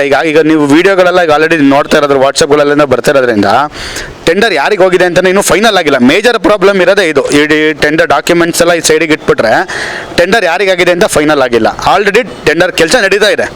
CCTV ಆಗಿರ್ಬೋದು, ಜರ್ಮನ್ ಟೆಂಟ್ಸ್ ಆಗಿರ್ಬೋದು, ಕೆಲಸ ಆಲ್ರೆಡಿ ಸ್ಟಾರ್ಟ್ ಆಗಿದೆ. ಟೆಂಡರ್ ಕ್ಲೋಸ್ ಆಗೋದು ಇವತ್ತು ಸಂಜೆ 5 ಗಂಟೆಗೆ. ಅದು ಟೆಂಡರ್ ಓಪನ್ ಮಾಡಿ ಬಿಡ್ಡಿಂಗ್ ಯಾರು ಲೀಸ್ಟ್ ಕಮ್ಮಿ ಕೊಟ್ಟಿದ್ದಾರೆ ಅವ್ರೊಂದು ಕಮಿಟಿ ಕೂತ್ಕೊಂಡು ಡಿಸ್ಕಷನ್ ಮಾಡಿ ಇಂಥವರಿಗೆ ಇವ್ರು ಲೀಸ್ಟ್ ಬಿಡ್ ಮಾಡಿದ್ದಾರೆ, ಇವ್ರ ಕೆಲಸ ಎಕ್ಸ್ಪೀರಿಯನ್ಸ್ ಕೊಟ್ಟಿರೋ ಡಾಕ್ಯುಮೆಂಟ್ಸ್ ಎಲ್ಲ ಸರಿ ಇದೆ, ಅದು ಅವ್ರಿಗೆ ಫೈನಲ್ ಮಾಡ್ತಾರೆ. ಅದು ಯಾವತ್ತು ನಾಳೆ ಸಂಜೆ ಕೆಲಸ ಸ್ಟಾರ್ಟ್ ಆಗಿದೆ. ಅದು ಯಾರಿಗೆ ಹೋಗಿದೆ ಕೆಲಸ? ಈ ಕೆಲಸ ಸ್ಟಾರ್ಟ್ ಮಾಡಿದ್ದಾರೆ, ಯಾರು ಕೆಲಸ ಮಾಡ್ತಿದ್ದಾರೆ? ಅವ್ರು ಸೂಪರ್ವೈಸರ್ ಕೇಳಿದಾರೋ ಹೆಸರು ಹೇಳಿದ್ರು, ಅವ್ರು ಎಲ್ಲಿದ್ದಾರೆ ಅಂದರೆ ಆಚೆ ಇದ್ದಾರೆ ಅಂತ ಹೇಳ್ತಾ ಇದ್ದಾರೆ. ಸೊ ಸೂಪರ್ವೈಸರ್ ಇಲ್ದಂಗೆ ಕೆಲಸ ಮಾಡ್ತಿದ್ದಾರೆ. ಸೂಪರ್ವೈಸರ್ ಯಾರು ಒಬ್ರು ಇರಬೇಕಲ್ಲ ಅವ್ರು ನೋಡ್ಕೊಳ್ಳೋಕ್ಕೆ. ಈಗ ಅವ್ರಿಗೆ ಪರ್ಮನೆಂಟಾಗಿ ಹಾಕ್ಸ್ತಾ ಇದ್ದಾರೆ ಟೆಂಪಲ್ಗೆ ಅಂತಲೂ ಹೇಳಿದ್ರು. ಅಲ್ಲಿ ಮಾತಾಡ್ತಿರೋ ಜನಗಳು ಹೇಳಿದ್ರು ಟೆಂಪಲ್ ಪರ್ಮನೆಂಟಾಗಿ ಮಾಡಿಸಿದ್ದಾರೆ. ಟೆಂಪಲ್ ಪರ್ಮನೆಂಟ್ ಮಾಡ್ತಾರೆ, ಗೌರ್ಮೆಂಟ್ ದುಡ್ಡಲ್ವಾ? ಈಗ ಆನ್ಲೈನ್ ಕಾಲ್ ಮಾಡಬೇಕು, 4 ಕಂಪ್ನಿಗಳ ಜೊತೆಗೆ ಕೊಟೇಶನ್ ತೊಗೋಬೇಕು, ಅದನ್ನು ಅಪ್ರೂವಲ್ ಮಾಡಬೇಕು. ಯಾರು ಅಪ್ರೂವಲ್ ಮಾಡಿದ್ದಾರೆ ಅದ್ರದ್ದು ಕೊಟೇಶನ್ಗಳ ಕಾಪಿ ಯಾವುದೂ ಇಲ್ಲ. ಏನೋ ಇದೆಯಲ್ವಾ ಅದು ನಾವು ಕೇಳಲೇ ಗೊತ್ತಾಗುತ್ತೆ. ಬಟ್ ಈಗ ಪ್ರೆಸೆಂಟ್ ಏನಂದರೆ ವರ್ಕ್ ಮಾಡ್ತಾ ಇದ್ದಾರೆ. ಹಿಂಗೆ ವರ್ಕ್ ಮಾಡ್ತಾ ಇದ್ದಾರೆ ಯಾರಿಗೂ ಕೊಡ್ದಂಗೆ. ಹಾಸನಾಂಬ ಜಾತ್ರಾ ಮಹೋತ್ಸವ ಏನು ವಿಶೇಷತೆಗೆ ಲಕ್ಷಾಂತರ ಜನ ಹಾಸನಕ್ಕೆ ಬರ್ತಾರೆ. ಇದರಲ್ಲಿ ಕಾಮಗಾರಿಗಳಲ್ಲಿ ತುಂಬ ಹಗರಣಗಳು ನಡೀತಿದೆ ಅಂತ ನಾನು ಈಗ 4 ದಿವಸಗಳ ಹಿಂದೆ ಜಿಲ್ಲಾಧಿಕಾರಿಗಳಿಗೂ ಮತ್ತು ಉಸ್ತುವಾರಿ ಸಚಿವರಿಗೂ ಸಹ ಮನವಿಯನ್ನು ಕೊಟ್ಟಿದ್ದೀನಿ. ಈ ಟೆಂಡರ್ಗಳಲ್ಲಿ ಅವ್ಯವಹಾರ ನಡೀತಾ ಇದೆ, ಇದ್ರ ಬಗ್ಗೆ ತನಿಖೆ ಆಗಬೇಕು ಅಂತ ನಾನು ಇದು ಮಾಡಿದ್ದೀನಿ. ಆದರೂ ಅಧಿಕಾರಿಗಳ ನಿರ್ಲಕ್ಷ್ಯದಿಂದ, ಅಧಿಕಾರಿಗಳ ನಿರ್ಲಕ್ಷ್ಯಕ್ಕಿಂತ ಶಾಮೀಲಿಂದ ಇವತ್ತು ಇನ್ನೂ ಟೆಂಡರ್ ಕ್ಲೋಸ್ ಆಗಿಲ್ಲ. ಇವಾಗ ನಮ್ಮ ಗೆಳೆಯರು ಹೇಳ್ದಂಗೆ ಟೆಂಡರ್ ಕ್ಲೋಸ್ ಆಗಿಲ್ಲ, ಆಗಲೇ ಕಾಮಗಾರಿ ನಡೀತಿದೆ. ಒಬ್ಬನಿಗೆ ಮೀಸಲಾತಿ ಇಟ್ಟು ಟೆಂಡರ್ನ ಕರೆಯುವಂಥ ವ್ಯವಸ್ಥೆಯನ್ನು ಮಾಡ್ತಿದ್ದಾರೆ. ಈಗ ಇನ್ನೊಂದು ಸೌಂಡ್ಸಿಂದು ಇನ್ನೊಂದು ಕೊಟ್ಟಿದ್ದಾರೆ ನನ್ನ ಹತ್ರ ದಾಖಲೆಗಳನ್ನ. ಈ ದಾಖಲೆಗಳಲ್ಲಿ ಮೊನ್ನೆ ಗಂಟೆ ಇದ್ದಿದ್ದು ನೋಡಿ, ಸರ್ಕಾರಿ ಅರೆ ಸರ್ಕಾರಿ ಕಾರ್ಯಕ್ರಮಗಳಲ್ಲಿ ಇದು ಮಾಡಿರಬೇಕು ಅಂತ ಇದನ್ನು ಹಾಕಿ ಎಲ್ಲ ರೆಡಿ ಮಾಡ್ಕೊಂಡು ದಾಖಲೆಗಳನ್ನ ಹಾಕಿದ್ದಾನೆ. ಆಗಲೇ ನಿನ್ನೆಯಿಂದ ಮತ್ತೆ 50 ಲಕ್ಷದ ಇದು ಅಂತ ಕೇಳಿದ್ದಾರೆ. ಯಾಕಂದರೆ 50 ಲಕ್ಷ ಬೇಕು ಅಂದರೆ ಈಗ ಹಾಸನಲ್ಲಿ ಈಗ ಇಂಥವ್ರಿಗೆ ಕೆಲವ್ರಿಗೆ ವರ್ಕ್ಗಳು ಕೊಟ್ಟರೆ ಅವ್ರುಗಳು 50 ಲಕ್ಷ ವ್ಯವಹಾರ ಮಾಡ್ತಾರೆ. ಈಗ ಅವ್ರಿಗೆ ವರ್ಕ್ ಕೊಡ್ದೇ ಇದೇ ಮೊದಲಾಕ್ಬಿಟ್ರೆ ಅವ್ರ ವರ್ಕಿಗೆ ಎಲ್ಲಿಗೆ ಹೋಗ್ತಾರೆ? ಟೆಂಡರ್ ನಿಯಮಗಳು ಅವರ ಓಲೈಕೆಗೆ ಮಾಡ್ತಾರೆ. ಆಮೇಲೆ ನೀವು ಪ್ರಪ್ರಥಮ ಬಾರಿಗೆ ಈ ವರ್ಷ ನೀವು ಆಶ್ರಮ ದೇವಸ್ಥಾನದ ಇದು ಮಾಡ್ತೀರಾ, ಆ ಗುತ್ತಿಗೆದಾರ ನೋಡಿ, ನೀವು ಆ ಗುತ್ತಿಗೆದಾರ ಹೇಗೆ ಅಂದರೆ ಆ ಅಧಿಕಾರಿಗಳಿಗಿಂತ ಜಾಸ್ತಿಯಾಗಿ ಒಡವೆಗಳನ್ನ ಹಾಕ್ಕೊಂಡು ಈ ಚಿನ್ನ ಬೆಳ್ಳಿ ಆಭರಣಗಳನ್ನ ಪ್ರದರ್ಶನಕ್ಕೆ ಓಡಾಡ್ತಿರ್ತಾರೆ. ಒಂದೊಂದು ಮಲಬಾರ್ ಗೋಲ್ಡು, ಕಲ್ಯಾಣ ಜ್ಯುವೆಲ್ಸ್ಗಳಲ್ಲಿ ಒಡವೆ ಹಾಕೊಂಡು ಒಬ್ಬರನ್ನ ಇದಿಟ್ಟಿರ್ತಾರೆ. ಆ ಥರ ಒಬ್ಬ ಗುತ್ತಿಗೆದಾರ ದೇವಸ್ಥಾನ ಜಾತ್ರೆ ಸಮಯದಲ್ಲಿ ಓಡಾಡ್ಕೊಂಡು ಅಧಿಕಾರಿಗಳಿಗಿಂತ ಹೆಚ್ಚಾಗಿ ಓಡಾಡ್ತಿರ್ತಾನೆ. ಮಿನಿಸ್ಟ್ರುಗಳಿಗೆ ಬಂದಾಗ ಇವನಿಗೆ ಅಲ್ಲಿ ಏನು ಕೆಲಸ ಇರುತ್ತೆ? ಗುತ್ತಿಗೆದಾರ ಟೈಪಲ್ಲಿ ಇರಬೇಕು. ಅದು ಬಿಟ್ಟು ಇವನು ಒಡವೆ ಹಾಕೊಂಡು ಒಡವೆ ಶೋ ಮಾಡೋಕ್ಕೆ ಇವನು ಟೆಂಡರ್ ತಗೊಂಡಿದ್ದಾನ. ಇವನಿಗೆ ಶೋ ಮಾಡೋದಕ್ಕೆ ಅಧಿಕಾರಿಗಳು ಒಡವೆ ತಗೊಳ್ಳೋದಕ್ಕೆ ಏನಾದ್ರು ದೇವಸ್ಥಾನದ ಉಂಡಿ ದುಡ್ಡನ್ನ ಕೊಡ್ತಿದ್ದಾರೆ ಅಂತ ನನಗೆ ಗೊತ್ತಿಲ್ಲ. ಈ ಟೆಂಡರ್ ನಿಯಮಗಳು ಸಂಪೂರ್ಣ ಅವ್ಯವಹಾರ ಪ್ರತಿ ವರ್ಷನೂ ಸರ್. ಈಗ ಇದು 2017-18ರಲ್ಲಿ ಇದು ಆಶ್ರಮ ಎ ಗ್ರೇಡಿಗೆ ಬಂದಿದ್ದು. ಆಗ ಇವನ್ನ ಶುರು ಮಾಡಿದ್ದು. ಆಗ ಏನು ಮಾಡಿದ್ರು, ಹಾಸನಾಂಬ ಜಾತ್ರಾ ಮಹೋತ್ಸವದಲ್ಲಿ ಅಂತ ಏನು ಕೇಳಲಿಲ್ಲ, ಸುಮ್ಮನೆ 2 ವರ್ಷ ಮಾಡಿದ್ರು. ಆಗ ಇವನೇನು ಮಾಡಿದ್ರು, ಇವನಿಗೆ ದುಡ್ಡು ಕೊಟ್ಟರು, ಇವನಿಗೆ ಟೆಂಡರ್ ಕೊಟ್ಟರು. ಅದಾಗ್ತಿದ್ದಂಗೆ ನೆಕ್ಸ್ಟ್ ಸಲಿಂದ ಹಾಸನಾಂಬ ಜಾತ್ರಾ ಮಹೋತ್ಸವದಲ್ಲಿ A1 ಗ್ರೇಡ್ ದೇವಸ್ಥಾನದಲ್ಲೇ ಮಾಡಿರಬೇಕು. ಇವರು ವಿಶ್ವವಿಖ್ಯಾತಿ ದಸರಾ ಬೇಕಾಗಿಲ್ವಾ? ದಸರಾಗಿಂತ ಹೆಚ್ಚು ಆಶ್ರಮ ದೇವಸ್ಥಾನ ಈಗ ಆಗಿರೋದು ಎ ಗ್ರೇಡು. ಇದು ಅಲ್ಲಿಯ ತಾಯಿಯ ವಿಶೇಷತೆಯಲ್ಲಿ ಯಾರು ಮಿಸಕ್ಕಾಗಲ್ಲ.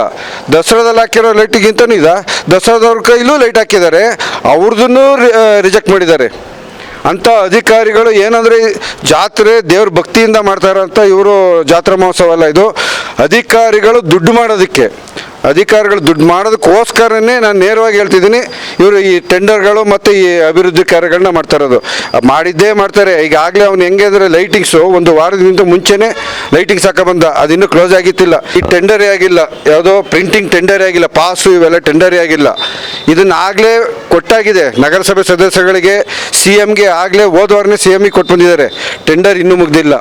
ಪದೇ ಪದೇ ಜಾತಿ ನಿಂದನೆ ಆರೋಪ ಕೇಳಿಬರುತ್ತಿರುವ ಹಿನ್ನೆಲೆ ಅಖಿಲ ಭಾರತ ವೀರಶೈವ ಮಹಾಸಭಾ ಹಾಸನ ಜಿಲ್ಲಾ ಘಟಕದ ವತಿಯಿಂದ ಜಿಲ್ಲಾಧಿಕಾರಿಗಳಿಗೆ ಮನವಿ ಸಲ್ಲಿಸಿದರು. ಆಲೂರು ತಾಲೂಕಿನ ಮಗ್ಗೆ ಹೋಬಳಿಯ ಹೊಸಮಠ ಗ್ರಾಮದಲ್ಲಿ ಅಕ್ರಮ ಕಲ್ಲು ಗಣಿಗಾರಿಕೆಯು ಕಳೆದ 25 ವರ್ಷಗಳಿಂದ ನಡೆಯುತ್ತಿದ್ದು, ಇತ್ತೀಚಿನ ದಿನಗಳಲ್ಲಿ ಗಣಿಗಾರಿಕೆಗೆ ಡೈನಮೋ ಬಳಸಲಾಗುತ್ತಿದೆ, ಕಾನೂನು ಬಾಹಿರವಾಗಿದ್ದು ಈ ಹಿಂದೆ ಹಲವಾರು ಬಾರಿ ಮಾಲೀಕರಿಗೆ ತಿಳಿಸಿದರೆ ಕಾನೂನು ಬಾಹಿರವಾಗಿ ಅಟ್ರಾಸಿಟಿ ಕೇಸ್ ದಾಖಲಿಸುವುದಾಗಿ ವೀರಶೈವ ಸಮಾಜದ ಕುಟುಂಬಗಳಿಗೆ ಹೆದರಿಸುತ್ತಿದ್ದು, ಜಿಲ್ಲಾಡಳಿತ ಸೂಕ್ತ ಕ್ರಮ ಕೈಗೊಳ್ಳದಿದ್ದರೆ ಮುಂದಿನ ದಿನಗಳಲ್ಲಿ ಜಿಲ್ಲಾದ್ಯಂತ ಹೋರಾಟ ಮಾಡುವುದಾಗಿ ಅಖಿಲ ಭಾರತ ವೀರಶೈವ ಲಿಂಗಾಯತ ಮಹಾಸಭಾದ ಜಿಲ್ಲಾ ನಿರ್ದೇಶಕಿ ಅಕ್ಷತಾ ಕೊಡಕಲವಾಡಿ ತಿಳಿಸಿದರು. ವಿಶೇಷವಾಗಿ ಅದನ್ನು DC ಆಫೀಸಲ್ಲಿ ಅಥವಾ AC ಅವ್ರ ಹತ್ರ ಹೋಗಿ ಕಂಪ್ಲೇಂಟ್ ಕೊಡ್ತಾ ಇದ್ದಿದ್ದರಿಂದ ಅಲ್ಲಿರುವಂಥ ಗಣಿ ಮಾಡ್ತಾ ಇದ್ದಿದ್ದಂಥ ಮಾಲೀಕರು ಪದೇ ಪದೇ ಅಲ್ಲಿದ್ದಿದ್ದ ವೀರಶೈವ ಲಿಂಗಾಯತರುಗಳ ಕುಟುಂಬಗಳಿದ್ದಾವೆ, ಅಲ್ಲಿ ಅವ್ರಗಳ ಮೇಲೆಲ್ಲ ಅಟ್ರಾಸಿಟಿ ಕೇಸ್, ಜಾತಿ ನಿಂದನೆ ಮಾಡಿದ್ದೀವಿ ಅಂತ ಹೇಳಿಬಿಟ್ಟು ಅವ್ರು ಮಾಡ್ತಿರೋ ಕಾನೂನು ಬಾಹಿರ ಕೆಲಸಗಳನ್ನ ಮುಚ್ಚಿಡೋಕ್ಕೋಸ್ಕರ ಲಿಂಗಾಯತರುಗಳು ಅಥವಾ ವೀರಶೈವ ಲಿಂಗಾಯತರುಗಳ ಮೇಲೆ ಜಾತಿ ನಿಂದನೆ ಕೇಸ್ಗಳನ್ನ ಹಾಕ್ಸೋಕ್ಕೆ ಅಂತ ಹೇಳಿ ಬೆದರಿಕೆ ಹಾಕ್ತಾ ಇದ್ದಾರೆ. ಇವಾಗ ಈಗ ಅಖಿಲ ಭಾರತ ವೀರಶೈವ ಲಿಂಗಾಯತ ಮಹಾಸಭಾದಿಂದ ಸಂಘಟನೆಯಿಂದ ನಾವು ಎಲ್ಲರೂ ಸೇರಿಕೊಂಡು, ಅದರಲ್ಲೂ ನಮ್ಮ ಹೆಚ್ಚಿಗೆ ಹಾಸನ ಜಿಲ್ಲೆಯಲ್ಲಿ ಅಟ್ರಾಸಿಟಿ ಕೇಸ್ಗಳು ಅತಿ ಹೆಚ್ಚು ಆಗ್ತಾ ಇರೋದ್ರಿಂದ ಎಚ್ಚರಿಕೆ ಇರಲಿ ಅಂತ ಹೇಳಿ ನಾವು DC ಅವರಲ್ಲಿ ಮನವಿ ಇದ್ರ ವಿಷಯವಾಗಿ ಕೊಟ್ಟಿಲ್ಲ. ಆದರೆ ಕೆಲವು ಅಟ್ರಾಸಿಟಿ ಕೇಸ್ಗಳಾದಾಗ ಅದನ್ನು ನಾವು ಮೀಡಿಯಾಗಳಲ್ಲಿನೂ ಹೇಳಿದ್ದೀವಿ. ಈ ಹಿಂದೆ ಕೆಳ ಹಂತದ ಅಧಿಕಾರಿಗಳು ಕಚೇರಿಯಲ್ಲಿ ಕುಳಿತುಕೊಂಡು ರೈತರ ಹಾಗೂ ಜನಸಾಮಾನ್ಯರ ಕೆಲಸಗಳನ್ನ ಮಾಡಿಕೊಡುವ ಬದಲು ಖುದ್ದು ಭೇಟಿ ನೀಡಿ ಕ್ಷೇತ್ರ ಪ್ರವಾಸದ ಮೂಲಕ ಸಮಸ್ಯೆ ಬಗೆಹರಿಸುವಂತೆ ಕಾರ್ಯನಿರ್ವಹಿಸಬೇಕು ಎಂದು ಜಿಲ್ಲಾಧಿಕಾರಿ ಲತಾಕುಮಾರಿ ಹೇಳಿದರು. ಬೇಲೂರು ತಾಲೂಕು ಅರೇಹಳ್ಳಿಯ ಸರ್ಕಾರಿ ಪದವಿ ಪೂರ್ವ ಕಾಲೇಜು ಮೈದಾನದಲ್ಲಿ ಜಿಲ್ಲಾಡಳಿತ ಹಾಗೂ ಅರಣ್ಯ ಇಲಾಖೆಯ ಸಹಯೋಗದೊಂದಿಗೆ ಆಯೋಜಿಸಲಾಗಿದ್ದ ಕಾಡಾನೆ ಮಾನವ ಸಂಘರ್ಷ ನಿಯಂತ್ರಣ ಕುರಿತು ವಿಶ್ವಾಸ ನಿರ್ಮಾಣ ಕಾರ್ಯಾಗಾರದ ಅಧ್ಯಕ್ಷತೆಯನ್ನು ವಹಿಸಿ ಮಾತನಾಡಿದ ಅವರು, ಗ್ರಾಮೀಣ ಹಾಗೂ ಪಟ್ಟಣ ವ್ಯಾಪ್ತಿ ಕಾಡಾನೆಗಳ ಹಾವಳಿಯಿಂದ ಸಾರ್ವಜನಿಕರು ಅನುಭವಿಸುತ್ತಿರುವ ನೋವು ಗಮನಕ್ಕೆ ಬಂದಿದೆ. ಅರೇಹಳ್ಳಿ ಸಮುದಾಯ ಆರೋಗ್ಯ ಕೇಂದ್ರದಲ್ಲಿ ಹೆರಿಗೆ ತಜ್ಞರ ಅವಶ್ಯಕತೆ ಇರುವ ಬಗ್ಗೆ ಮಾಹಿತಿ ಇದೆ. ಈ ನಿಟ್ಟಿನಲ್ಲಿ ಸಾರ್ವಜನಿಕರ ಅಹವಾಲುಗಳನ್ನು ಟಿಪ್ಪಣಿ ಹಾಗೂ ಲಿಖಿತವಾಗಿ ಪಡೆದುಕೊಂಡು ನಾನಾ ಅಧಿಕಾರಿಗಳ ಸಮ್ಮುಖದಲ್ಲಿ ನಡೆಯುವ ಸಭೆಯಲ್ಲಿ ಚರ್ಚಿಸಿ ಅಗತ್ಯ ಕ್ರಮಗಳನ್ನು ಕೈಗೊಳ್ಳುವಂತೆ ಸೂಚಿಸುತ್ತೇನೆ ಎಂದರು. ಎಲ್ಲ ವೇದಿಕೆ ಮೇಲಿರುವಂತಹ ಎಲ್ಲ ಗಣ್ಯಮಾನ್ಯರಿಗೆ ಧನ್ಯವಾದಗಳು. ನಾವು ಒಂದು ಪ್ರಿಪೇರ್ ಆಗಿ ಬಂದಿದ್ವಿ. ಏನೆಲ್ಲ ಹೇಳಬೇಕು, ಆನೆಗಳಿಂದ ನಿಮ್ಮನ್ನ ಯಾವ ರೀತಿ ಪ್ರೊಟೆಕ್ಷನ್ ಮಾಡ್ಕೊಬೇಕು ಆಯ್ತಲ್ಲ, ಅದ್ರ ಬಗ್ಗೆ ಚೆನ್ನಾಗಿ ಸ್ಟಡಿ ಮಾಡ್ಕೊಂಡು ಬಂದಿದ್ವಿ. ನಾವು ಯಾವ ರೀತಿ ರಕ್ಷಿಸ್ಕೊಳ್ಬೇಕು, ಯಾವ ರೀತಿ ಪೆಪ್ಪರ್ ಸ್ಪ್ರೇ ಮಾಡಬೇಕು, ಯಾವ ರೀತಿ ಚಿಲ್ಲಿ, ಅದು ಪರಿಹಾರ ಇಲ್ಲ. ಅದು ಅಲ್ಲಿರೋ ಸಮಸ್ಯೆನೇ ಬೇರೆ. ಅದಕ್ಕೆ ಹೇಳೋದು, ಯಾವಾಗಲೂ ಅಧಿಕಾರಿಗಳು, ನಾನು ನಮ್ಮ ಕೆಳ ಅಧಿಕಾರಿಗಳಿಗೂ ಹೇಳೋದಿದೆ, ನೀವು ಫೀಲ್ಡ್ಗೆ ಹೋಗಿ ರೂಮಲ್ಲಿ ಕೂತ್ಕೊಂಡು ನಿಮ್ಮವ್ರು ಯಾರೋ ಕೊಡೋ ವರದಿ ಮೇಲೆ ನೀವು ನಿರ್ಧಾರಗಳನ್ನ ತೆಗೆದುಕೊಳ್ತಾ ಹೋದ್ರೆ ಅವು ಸರಿಯಾದ ನಿರ್ಧಾರಗಳು ಆಗಿರಲ್ಲ. ನಾವು ಜನರೊಟ್ಟಿಗೆ ಹೋದ್ರೆ ಓಕೆ, ಸ್ವಲ್ಪ ಅವರು ಅಪ್ಸೆಟ್ ಆಗ್ತಾರೆ, ಕೋಪ ಮಾಡ್ಕೊತಾರೆ, ಮೇಡಮ್ ನಿಮ್ಮಂತ ಡಿಸಿಯವ್ರು ಬರ್ತಾರೆ ಹೋಗ್ತಾ ಇರ್ತಾರೆ, ಅಧಿಕಾರಿಗಳು ಬರ್ತಾರೆ ಹೋಗ್ತಾ ಇರ್ತಾರೆ. ಸಮಸ್ಯೆ ಮಾತ್ರ ಹಾಗೇ ಇದೆ, ಸಮಸ್ಯೆಗೆ ಪರಿಹಾರ ಸಿಕ್ಕಿಲ್ಲ. ಅದು ನಿಜನೇ ಇದೆ. 2018ರಿಂದ ನನಗೆ ಕಂಡು ಬಂದ ವಿಷಯ ಅಂದರೆ, ಇದು ಮುಂಚಿಂದ ಇದ್ದ ಸಮಸ್ಯೆ ಅಲ್ಲ, ಈ 7-8 ವರ್ಷಗಳಿಂದ ಶುರು ಆಗಿರುವುದು. 2018, 17, 18 ಇತ್ತೀಚಿನ ದಿನಗಳಲ್ಲಿ ಈ ಸಂಘರ್ಷ ಇನ್ನೂ ಹೆಚ್ಚಿನದಾಗಿದೆ. ಸೊ ಅದರ ಬಗ್ಗೆ ಎಲ್ಲ ನಾವು ಚರ್ಚೆ ಮಾಡಿದ್ದೀವಿ. ಈಗೇನು ಈ ವಿಷಯ ಏನು ನಾನು ಇಲ್ಲಿ ಹೊಸದಾಗಿ ಚರ್ಚೆ ಮಾಡಿಲ್ಲ. ಈ ಸಭೆಯಲ್ಲಿ ನಮ್ಮ ಏಡುಕೊಂಡವರ ಸರ್ ಅವರು ಹೇಳ್ತಾ ಇದ್ರು, CCF ಅವರು ಎಷ್ಟು ಚೆನ್ನಾಗಿ ಅದಕ್ಕೆ ಶಾಶ್ವತ ಪರಿಹಾರಕ್ಕೆ ಒಂದು ಸಮಗ್ರ ಒಂದು ಆಕ್ಷನ್ ಪ್ಲಾನ್ ರೆಡಿ ಆಗಿದೆ. ಆದರೆ ಅದನ್ನ ಎಕ್ಸಿಕ್ಯೂಟ್ ಅಂದರೆ ಅದನ್ನ ಅಳವಡಿಸಬೇಕಾದ್ರೆ ಅವ್ರಿಗೆ ಅವರದೇ ಆದ ಒಂದು ಚಾಲೆಂಜಸ್ ಇದೆ. ಆ ಪರಿಹಾರಕ್ಕೆ ಅವರು ಪಣ ತೊಟ್ಟಿದ್ದಾರೆ ಅಂತಲೂ ಹೇಳಿದ್ರು. ಅವರು ಅವ್ರಿಗೆ ಯಾವ ರೀತಿಯಲ್ಲಿ ಅದನ್ನ ಮಾಡಬೇಕಂತ ಇದ್ದಾರೆ ಅನ್ನೋದು ಸಹ ಅವರು ಅರಣ್ಯ ಭವನದಲ್ಲಿ ಅವರ ಟೀಮ್ ಅವರು ನಮಗೆ ಮಾಹಿತಿ ಕೊಟ್ಟರು. ಆದರೆ ಚಾಲೆಂಜಸ್ ನೀವು ಅಲ್ಲಿಯವರೆಗೂ ಮಾಡೋವರೆಗೆ ನಮ್ಮ ಇವರು ಕೇಳ್ತಾ ಇದ್ರು, ಅಲ್ಲಿಯವರೆಗೆ ನಮ್ಮ ಸ್ಥಿತಿ ಏನು? ಅವಾಗ ಶಾರ್ಟ್ ಟರ್ಮ್ ಮೆಷರ್ಸ್, ಒಂದು ಲಾಂಗ್ ಟರ್ಮ್ ಮೆಷರ್, ಒಂದು ಶಾರ್ಟ್ ಟರ್ಮ್ ಮೆಷರ್. ಅಂದರೆ ಒಂದು ಶಾಶ್ವತ ಪರಿಹಾರ ಇವತ್ತು ಅಥವಾ ನಾಳೆ, ಈ ವಾರ, ಈ ತಿಂಗಳು ನಮಗೆ ಪರಿಹಾರ ಬೇಕಿದೆಯಲ್ಲ. ಇವರು ಹೇಳ್ತಾ ಇದ್ರು, ನಮ್ಮ ಪ್ರತಿ ವಾರ ಅಂದರೆ ಇದು ತಿಂಗಳಲ್ಲಿ 2 ಗುರುವಾರ, ಪ್ರತಿ 2 ಗುರುವಾರಗಳಲ್ಲಿ ನಾವು ಒಂದು ಕಡ್ಡಾಯವಾಗಿ ಈ ಸಭೆಯನ್ನು ಅರಣ್ಯ ಇಲಾಖೆಯೊಂದಿಗೆ ನಡೆಸಬೇಕು ಅಂತೇಳಿ ಈಗ ನಡೆಸ್ತಾ ಇದ್ದೇವೆ. ಹಾಗಾಗಿ ಅಲ್ಲಿ ಒಂದು ನಮಗೆ ಈ ವಿಷಯದ ಬಗ್ಗೆ ತುಂಬ ಮಾಹಿತಿ ಸಿಗ್ತಾ ಹೋಯಿತು.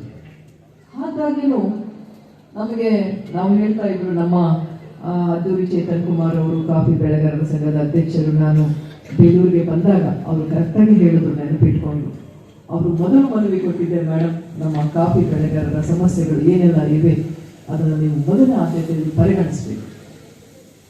ಸೊ ಅದು ಹೇಳೋದು. ಆಮೇಲೆ ನಮ್ಮ ಜನಸ್ಪಂದನದಲ್ಲಿ ನಾವು ತಾಲೂಕು ಕಚೇರಿಗಳಿಗೆ ವಿಸಿಟ್ ಮಾಡಿದಾಗ ಅಲ್ಲಿ ಅನೇಕ ಅವರ ಕುಂದುಕೊರತೆಗಳ ಬಗ್ಗೆ, ಮೇಡಮ್ ನಾವು ಎಷ್ಟೋ ಮನವಿಗಳನ್ನು ಕೊಟ್ಟಿದ್ದೇವೆ, ಪರಿಹಾರ ಆಗಿಲ್ಲ, ಇದು ಮನವಿಗಳು ಬರ್ತಾ ಇತ್ತು. ಒಂದು ಆ ಟೀಮ್ ಒಂದು ನಾನು ಹೇಳಿದಲ್ಲ, ಎಲ್ಲಾ ಸಮಸ್ಯೆ ಒಬ್ಬರಿಗೇನೆ ಬರುವುದಿಲ್ಲ, ಎಲ್ಲಾ ನಿವಾರಣೆ ಒಂದು ಕಡೆ ಆಗಲ್ಲ, ಅದನ್ನ ಒಂದು ಕಡೆ ಕೂಡಿಸ್ಬೇಕು, ಒಂದು ಸಂಘಟನೆ ಮಾಡ್ಕೊಂಡು ಒಂದು ಕೂಡಿಸ್ಕೊಂಡು ನೀವು ಯಾರು ಯಾವ ಕೆಲಸ ಮಾಡಬೇಕು. ಈ ಸಂದರ್ಭದಲ್ಲಿ ASP Thammaiah, DFO Saurabh Kumar, DHO doctor Anil, Sakleshpur AC Rajesh, ಗ್ರಾಮ ಪಂಚಾಯಿತಿ ಅಧ್ಯಕ್ಷ ಸಂಕಪ್ಪ, ಕಾಫಿ ಬೆಳೆಗಾರರ ಸಂಘದ ತಾಲೂಕು ಅಧ್ಯಕ್ಷ ಕುಮಾರ್, ಅರೇಹಳ್ಳಿ ಕಾಫಿ ಬೆಳೆಗಾರರ ಸಂಘದ ಅಧ್ಯಕ್ಷ ಶಾರಿಫ್ ಫರ್ಹಾನ್, ರೈತ ಮುಖಂಡ ಬೋಕ ಮಲೇಶ್ ಸೇರಿದಂತೆ ಇತರ ಇಲಾಖೆಯ ಅಧಿಕಾರಿಗಳು ಹಾಜರಿದ್ದರು. ಕಳೆದ 25 ವರ್ಷಗಳ ಹಿಂದೆ ನಾನು ಶಾಸಕರಾಗಿ ಇದ್ದಾಗ ದಸರಾ ಆಚರಣೆ ನಡೆಸಲು ತೀರ್ಮಾನಿಸಿ ಚಾಲನೆ ನೀಡಲಾಗಿತ್ತು.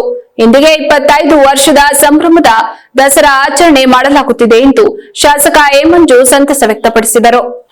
ಪಟ್ಟಣದ ಶಿಕ್ಷಕರ ಭವನದಲ್ಲಿ ಶಿಶು ಅಭಿವೃದ್ಧಿ ಮತ್ತು ಮಹಿಳೆ ಮಕ್ಕಳ ಕಲ್ಯಾಣ ಇಲಾಖೆ ಹಾಗೂ ಲೋಕೋಪಯೋಗಿ ಇಲಾಖೆ ಮತ್ತು ಆರೋಗ್ಯ ಇಲಾಖೆ ವತಿಯಿಂದ ಆಯೋಜಿಸಿದ ಮಹಿಳಾ ದಸರಾ ಕಾರ್ಯಕ್ರಮದಲ್ಲಿ ಭಾಗವಹಿಸಿ ಮಾತನಾಡಿದ ಅವರು, ಕಳೆದ 25 ವರ್ಷಗಳ ಹಿಂದೆ ನಾನು ಶಾಸಕರಾಗಿ ಇದ್ದಾಗ ತಾಲೂಕಿನ ಮಠಾಧೀಶರು ಹಾಗೂ ಮುಖಂಡರು ಸೇರಿ ದಸರಾ ಆಚರಣೆ ನಡೆಸಲು ತೀರ್ಮಾನಿಸಿ ಚಾಲನೆ ನೀಡಲಾಗಿತ್ತು. ಇಂದಿಗೆ 25 ವರ್ಷದ ಸಂಭ್ರಮದ ದಸರಾ ಆಚರಣೆ ಮಾಡಲಾಗುತ್ತಿದೆ. ಕಾರ್ಯಕ್ರಮಕ್ಕೆ ವಿಶೇಷವಾಗಿ ಸಾಹಿತಿ ಅಂತಾರಾಷ್ಟ್ರೀಯ ಪ್ರಶಸ್ತಿ ವಿಜೇತೆ ದೀಪ್ತಿ ಬಸ್ತಿ ಅವರನ್ನ ಕಾರ್ಯಕ್ರಮದ ಉದ್ಘಾಟಕರಾಗಿ ಆಹ್ವಾನಿಸಲಾಗಿದೆ ಎಂದರು.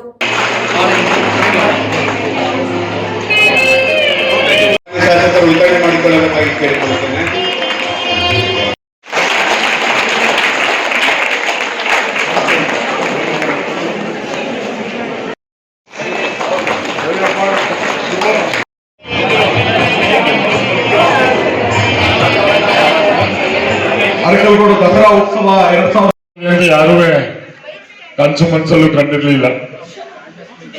ನಾನು ಶಾಸಕನಾಗಿದ್ದಾಗ ಮಾಡಲೇಬೇಕು ಅಂತ ಹೇಳಿ ನಮ್ಮವರು ಮೈಸೂರಿಗೆ ಹೋಗ್ತಾರೆ, ಕೊಡಗಿಗೆ ಹೋಗ್ತಾರೆ, ಮಡಿಕೇರಿಗೆ ಹೋಗ್ತಾರೆ. ಅದ್ರ ಬದಲು ನಮ್ಮಲ್ಲಿರ್ತಕ್ಕಂಥ ವೈಭವೀಕರಣವನ್ನ ನಾವು ಯಾಕೆ ಮಾಡಬಾರ್ದು ಅಂತ ಹೇಳಿ ಎಲ್ಲ ಮಠಾಧೀಶರವರ ಸಮ್ಮುಖದಲ್ಲಿ ಚರ್ಚೆ ಮಾಡಿ ನಾವು ಪ್ರಾರಂಭ ಮಾಡಿ ಇವತ್ತಿಗೆ ಇದಕ್ಕೆ 25 ವರ್ಷ ಆಯ್ತು.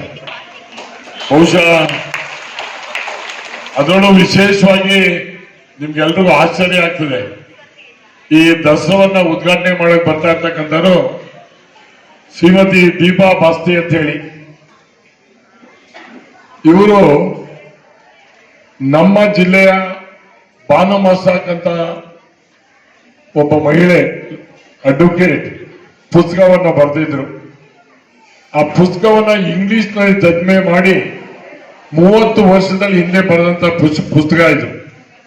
ಅದನ್ನ ತರ್ಜಮೆ ಮಾಡಿ ಇವತ್ತು ಬೂಕರ್ ಪ್ರಶಸ್ತಿಗೆ ಪಾತ್ರರಾದರು. ಅಂತಾರಾಷ್ಟ್ರೀಯ ಪ್ರಶಸ್ತಿ. ನಮ್ಮ ಕೊಡಗಿನ ಮಹಿಳೆ ಅದನ್ನು ಇಂಗ್ಲಿಷಿಗೆ ತರ್ಜಮೆ ಮಾಡಿ ಇಡೀ ಪ್ರಪಂಚದಲ್ಲಿ ಎರಡೇ ಪ್ರೈಸ್ ಕೊಡೋದು. ಒಂದು ಇಂಗ್ಲಿಷ್ ಬರಹಗಾರರಿಗೆ, ಇನ್ನೊಂದು ತರ್ಜಮೆ ಮಾಡೋರಿಗೆ. ಅಂದ್ರೆ 30 ವರ್ಷದಲ್ಲಿ ಬರೆದಿದ್ದಂತ ಪುಸ್ತಕ ಇಂಗ್ಲಿಷ್ ಅಲ್ಲಿ ತರ್ಜಮೆ ಮಾಡಿ ಅವರು ಇದನ್ನ ಒಪ್ಪಿ ಈ ಒಂದು ವಿಶೇಷವಾದಂತ ಕೃತಿಗೆ ಒಂದು ಅವಾರ್ಡ್ ಅನ್ನ ಕೊಟ್ಟಿರ್ತಕ್ಕಂಥದ್ದು ನಮ್ಮ ಜಿಲ್ಲೆಗೆ ಗೌರವ, ರಾಜ್ಯಕ್ಕೆ ಗೌರವ, ದೇಶಕ್ಕೆ ಗೌರವ ಅಂತಕ್ಕಂಥದ್ದು ಮನಗಂಡು ನಾವು ಸ್ವಾಮೀಜಿಯವರು ಸಮಿತಿಯವರೆಲ್ಲರೂ ಮಾತಾಡ್ಕೊಂಡು, ಅವರು ಯಾವ ಸಮಾರಂಭಕ್ಕೂ ಬರಲ್ಲ, ನಾನು ಹೇಳಿದೆ ಇಲ್ಲ ಬರಲೇಬೇಕು ನೀವು ಅಂತ ಹೇಳಿ ಒಂದು ಮೊದಲನೇದಾಗಿ ಅದನ್ನ ಬಿಡುಗಡೆನೂ ಕೂಡ ಮಾಡ್ತಾ ಇದೀವಿ ಇನ್ವಿಟೇಷನ್. ಅವರು ಅವತ್ತು ಬರ್ತಾರೆ, ಅವರು ನೀವು ಬಂದು ನೋಡಿ, ಅವರ ಬಗ್ಗೆ ಏನು ಅಂತ ನಾನು ಹೇಳೋದಿಲ್ಲ, ಅವ್ರು ಏನ್ ಮಾತಾಡ್ತಾರೆ ಬಂದು ಕೇಳಬೇಕು. ಬಹುಶಃ ಒಬ್ರು ಮಹಿಳೆ ಆಗಿ ಅಂತಾರಾಷ್ಟ್ರೀಯ ಮಟ್ಟದಲ್ಲಿ ನಮಗೆ ಗೌರವ ತಂದು ಕೊಟ್ಟಿದ್ದಾರೆ ಅಂದ್ರೆ ನಾನು ಈ ಮಟ್ಟಕ್ಕೆ ಬರ್ಬೇಕಾದ್ರೂ ಮಹಿಳೆ ಕಾರಣ. ಇವತ್ತು ಯಾರೇ ಬದಲಾವಣೆ ತಂದಿದ್ರು ಮಹಿಳೆಯಿಂದನೇ. ನಾವೆಲ್ಲ ರಾಮಾಯಣ ಮಹಾಭಾರತ ಎಲ್ಲಾನು ನೋಡ್ಕೊಂಡು ಬಂದಿದ್ದೀವಿ. ಇವತ್ತು ಚಾಮುಂಡೇಶ್ವರಿನೂ ಕೂಡ ಇವತ್ತು ಈ ಮಹಿಷಾಸುರನ್ನ ಸಂಹಾರ ಮಾಡ್ತಕ್ಕಂಥದ್ದಾಗ್ಲಿ, ಎಲ್ಲಿ ಹಿಸ್ಟ್ರಿ ನೋಡ್ಕೊಂಡ್ ಬಂದ್ರೆ ಮಹಿಳೆಯರ ಪಾತ್ರ ಭಾರಿ ಚೆನ್ನಾಗಿರ್ತದೆ, ಉತ್ತಮವಾಗಿರ್ತದೆ. ಅವರ ಕೊಡುಗೆ ಸಮಾಜಕ್ಕೆ, ನಮ್ಮಂತರ ಬೆಳವಣಿಗೆಗೆ ನಿಜವಾಗ್ಲೂ ಕೂಡ ಪ್ರೀತಿ ಪಾತ್ರ ಆಗಿರ್ತದೆ. ಅದಕ್ಕೆ ವೈಯಕ್ತಿಕವಾದಂತ ಧನ್ಯವಾದಗಳನ್ನ ನಾನು ಹೇಳಲೇಬೇಕು. ಇವತ್ತು ನಾನು ನಿಮ್ಮ ಮುಂದೆ ನಿಂತಿರ್ಬೇಕಾದ್ರೆ ನನ್ನ ಕಾರಣಕರ್ತರು ನನ್ನ ತಾಯಿ ಮತ್ತು ನನ್ನ ಹೆಂಡತಿ. ಯಾವ ಹೇಳ್ಕೊಳಕ್ಕೆ ನನಗೆ ನಾಚಿಕೆ ಇಲ್ಲ, ಬೇರೆಯವರೆಲ್ಲ ನಾಚಿಕೆ ಬಿಡ್ಕೋತಾರೆ. ನನ್ನಿಂದ ಮಾತ್ರ ಮನೆ ಅಂತೇಳಿ, ಮನೆ ಏನಾದ್ರೂ ಸಂಸಾರ ಒಳ್ಳೇದಾಗ್ಬೇಕು, ಮನೆ ಚೆನ್ನಾಗ್ಬೇಕು, ಮಕ್ಕಳು ವಿದ್ಯಾವಂತರಾಗಬೇಕು, ಬದುಕಬೇಕು ಅನ್ನೋದು ಏನಾದ್ರು ಕಿಂಚಿತ್ತು ಒಂದು ಯೋಚನೆ ಇದ್ರೆ ಅದು ಮಹಿಳೆಯಿಂದ ಅಂತಕ್ಕಂಥದ್ದನ್ನ ಯಾರು ಮರೆಯಾಗಿಲ್ಲ. ನಾವು ಪುರುಷ ವರ್ಗದವರು ಮಹಿಳೆಯರಿಗೆ ಎಷ್ಟು ಗೌರವ ಕೊಡ್ತೀವಿ ಅಷ್ಟು ಮನೆ ಬೆಳಕನ್ನ ತರ್ತಕ್ಕಂಥದ್ದನ್ನ ಆಗುತ್ತೆ ಅಂತ ಹೇಳಿ ಈ ಮಹಿಳಾ ದಿವಸಕ್ಕೆ ನೀವೆಲ್ಲರೂ ಬಂದಿದ್ದೀರಿ. ಬಣ್ಣವಾದಂತ ಸೀರೆ ಉಟ್ಕೊಂಡ್ ಬಂದಿದ್ದೀರಿ, ಸುಂದರವಾಗಿ ಕಾಣಿಸ್ತಾ ಇದ್ದೀರಿ, ತುಂಬಾ ಸಂತೋಷ ಆಗ್ತದೆ. ಇದೇ ರೀತಿ 2ನೇ ತಾರೀಕು ಕೂಡ ತಾವು 5:30-6 ಗಂಟೆ ಹೊತ್ತಿಗೆ ದೊಡ್ಡಪ್ಪ ದೇವಸ್ಥಾನದೊಂದಿಗೆ ಬಂದು ಯಶಸ್ವಿಯಾಗಿ ನಮಗೆ ಮಾಡ್ಕೊಡ್ಬೇಕು ಅಂತ ಹೇಳಿ ನಮಗೆ ಮನವಿಯನ್ನು ಧನ್ಯವಾದಗಳನ್ನು ಅರ್ಪಿಸ್ತಾ ಇದ್ದೇನೆ. Thank you. ಹೊಳೆನರಸೀಪುರ ಪಟ್ಟಣದ ಮಹಾಗಣಪತಿ ಪೆಂಡಾಲ್ನಲ್ಲಿ ರಾಷ್ಟ್ರೀಯ ಹಬ್ಬಗಳ ಆಚರಣಾ ಸಮಿತಿ ಹಾಗೂ ತಾಲೂಕು ವಿಶ್ವಕರ್ಮ ಸಮಾಜದಿಂದ ಹಮ್ಮಿಕೊಂಡಿದ್ದ ಶ್ರೀ ವಿಶ್ವಕರ್ಮ ದಿನಾಚರಣೆಯಲ್ಲಿ ಸಂಸದ ಶ್ರೇಯಸ್ ಪಟೇಲ್ ಭಾಗವಹಿಸಿದ್ದರು. ಈ ವೇಳೆ ಮಾತನಾಡಿದ ಶ್ರೇಯಸ್ ಪಟೇಲ್, ನಮ್ಮ ಜಿಲ್ಲೆ, ನಾಡು, ದೇಶಕ್ಕೆ ವಿಶ್ವಕರ್ಮರ ಕೊಡುಗೆ ಅಪಾರವಾಗಿ, ಅದರಲ್ಲೂ ಶಿಲ್ಪಕಲೆಗೆ ಈ ಸಮುದಾಯದವರ ಕೊಡುಗೆ ಅತ್ಯಮೂಲ್ಯ ಎಂಬುದನ್ನು ನಾವ್ಯಾರೂ ಮರೆಯಲು ಸಾಧ್ಯವಿಲ್ಲ. ವಿಶ್ವಕರ್ಮ ಸಮುದಾಯಕ್ಕೆ ವಿಶೇಷ ಸ್ಥಾನಮಾನ, ಸವಲತ್ತು, ಅಧಿಕಾರ ದೊರಕಿಸಿಕೊಡಲು ತಮ್ಮ ಅವಧಿಯಲ್ಲಿ ಪ್ರಾಮಾಣಿಕ ಪ್ರಯತ್ನ ಮಾಡುವುದಾಗಿ ಹೇಳಿದರು. ಕಾರ್ಯಕ್ರಮದಲ್ಲಿ ಅರಕಲಗೂಡು ಅರೆ ಮಾದನಹಳ್ಳಿ ಮಠದ ಶ್ರೀಗಳು ಜಿಲ್ಲೆಯ ಸಂಸದರನ್ನ ಸನ್ಮಾನಿಸಿ ಅಭಿನಂದಿಸಿದರು. ಕಾರ್ಯಕ್ರಮದಲ್ಲಿ ಇತ್ತೀಚೆಗೆ ನಿಧನರಾದ ಕಾದಂಬರಿ ಲೋಕದ ದಿಗ್ಗಜ ದಿವಂಗತ ಡಾಕ್ಟರ್ SL ಭೈರಪ್ಪ ಅವರ ನಿಧನಕ್ಕೆ ಸಂತಾಪ ಸೂಚಿಸಲಾಯಿತು.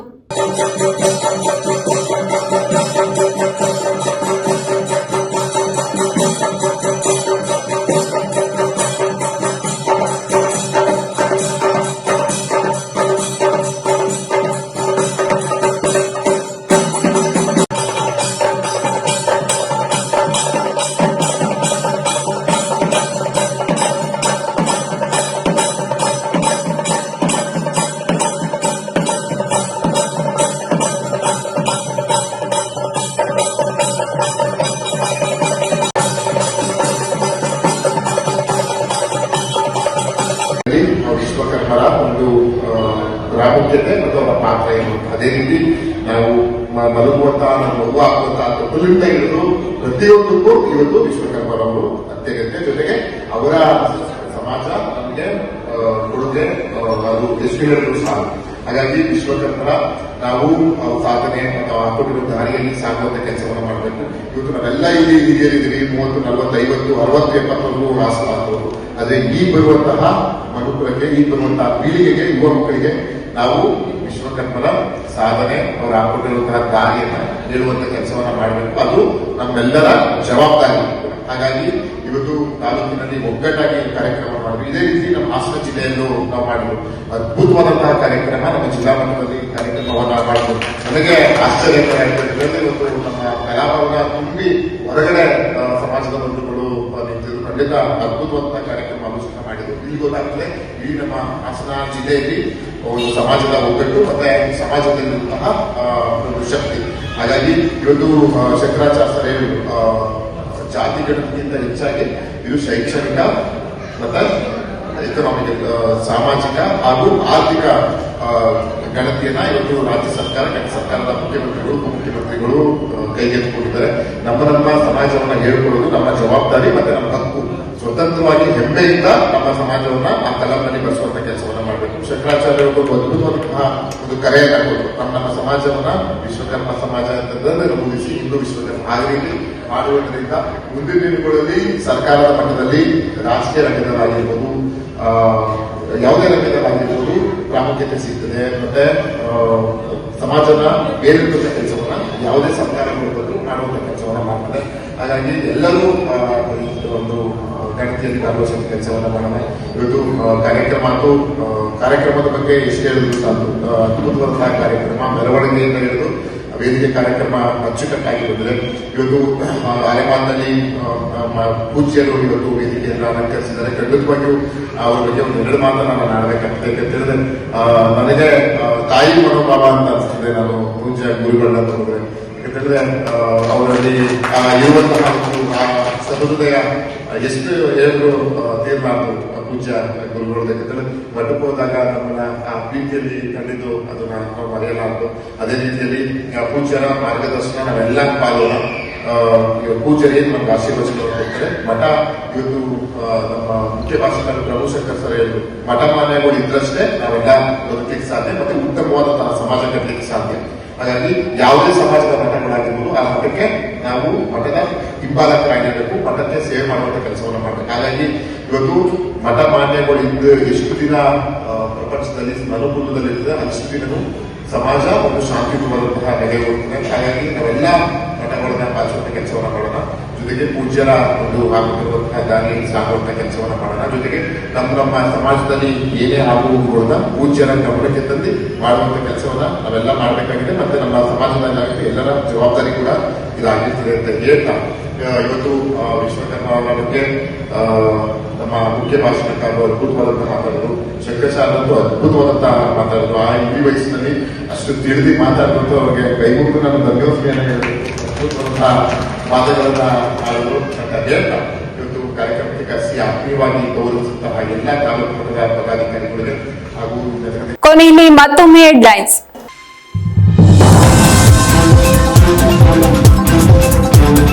ಈ ಜಿಲ್ಲಾಧಿಕಾರಿ ಹೊಡೆತ ತಡೆಯದೆ ಕೆಲವು ಅಧಿಕಾರಿಗಳು ಸೂಸೈಡ್ ಮಾಡಿಕೊಳ್ಳುವ ಹಂತಕ್ಕೆ ಬಂದಿದ್ದಾರೆ. ಯಾರಾದರೂ ಸೂಸೈಡ್ ಮಾಡಿಕೊಂಡರೆ ಇದಕ್ಕೆ ಜಿಲ್ಲಾಧಿಕಾರಿಗಳೇ ಹೊಣೆ.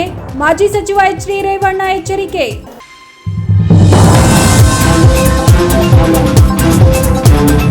ಅರಕಲಗೂಡು ದಸರಾ ಉತ್ಸವ 2025ಕ್ಕೆ ಅಂತಾರಾಷ್ಟ್ರೀಯ ಬುಕ್ಕರ್ ಪ್ರಶಸ್ತಿ ವಿಜೇತೆ ಸಾಹಿತಿ ದೀಪಾ ಬಸ್ತಿಯಿಂದ ಉದ್ಘಾಟನೆ.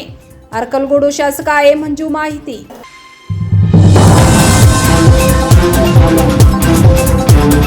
ನೀಲಗಿರಿ ಪ್ರದೇಶದಲ್ಲಿ 1600ಕ್ಕೂ ಹೆಚ್ಚು ರೈತರು ಅತಿಕ್ರಮಣ ಮಾಡಿದ್ದಾರೆ. ದಾಖಲೆಗಳು ಸ್ಪಷ್ಟವಾಗಿದ್ದರೂ ಅಧಿಕಾರಿಗಳು ಕ್ರಮ ಕೈಗೊಳ್ಳದೆ ಕಾಲಹರಣ ಮಾಡುತ್ತಿದ್ದಾರೆ.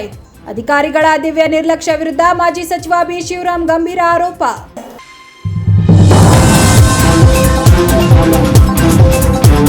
ಇದಿಷ್ಟು ಈವರೆಗಿನ ಪ್ರಮುಖ ಸುದ್ದಿಗಳು. ಸಮಗ್ರ ಸುದ್ದಿಗಳಿಗಾಗಿ ನೋಡ್ತಾ ಇರಿ ಪಬ್ಲಿಕ್ ಎಕ್ಸ್‌ಪ್ರೆಸ್ ಕನ್ನಡ.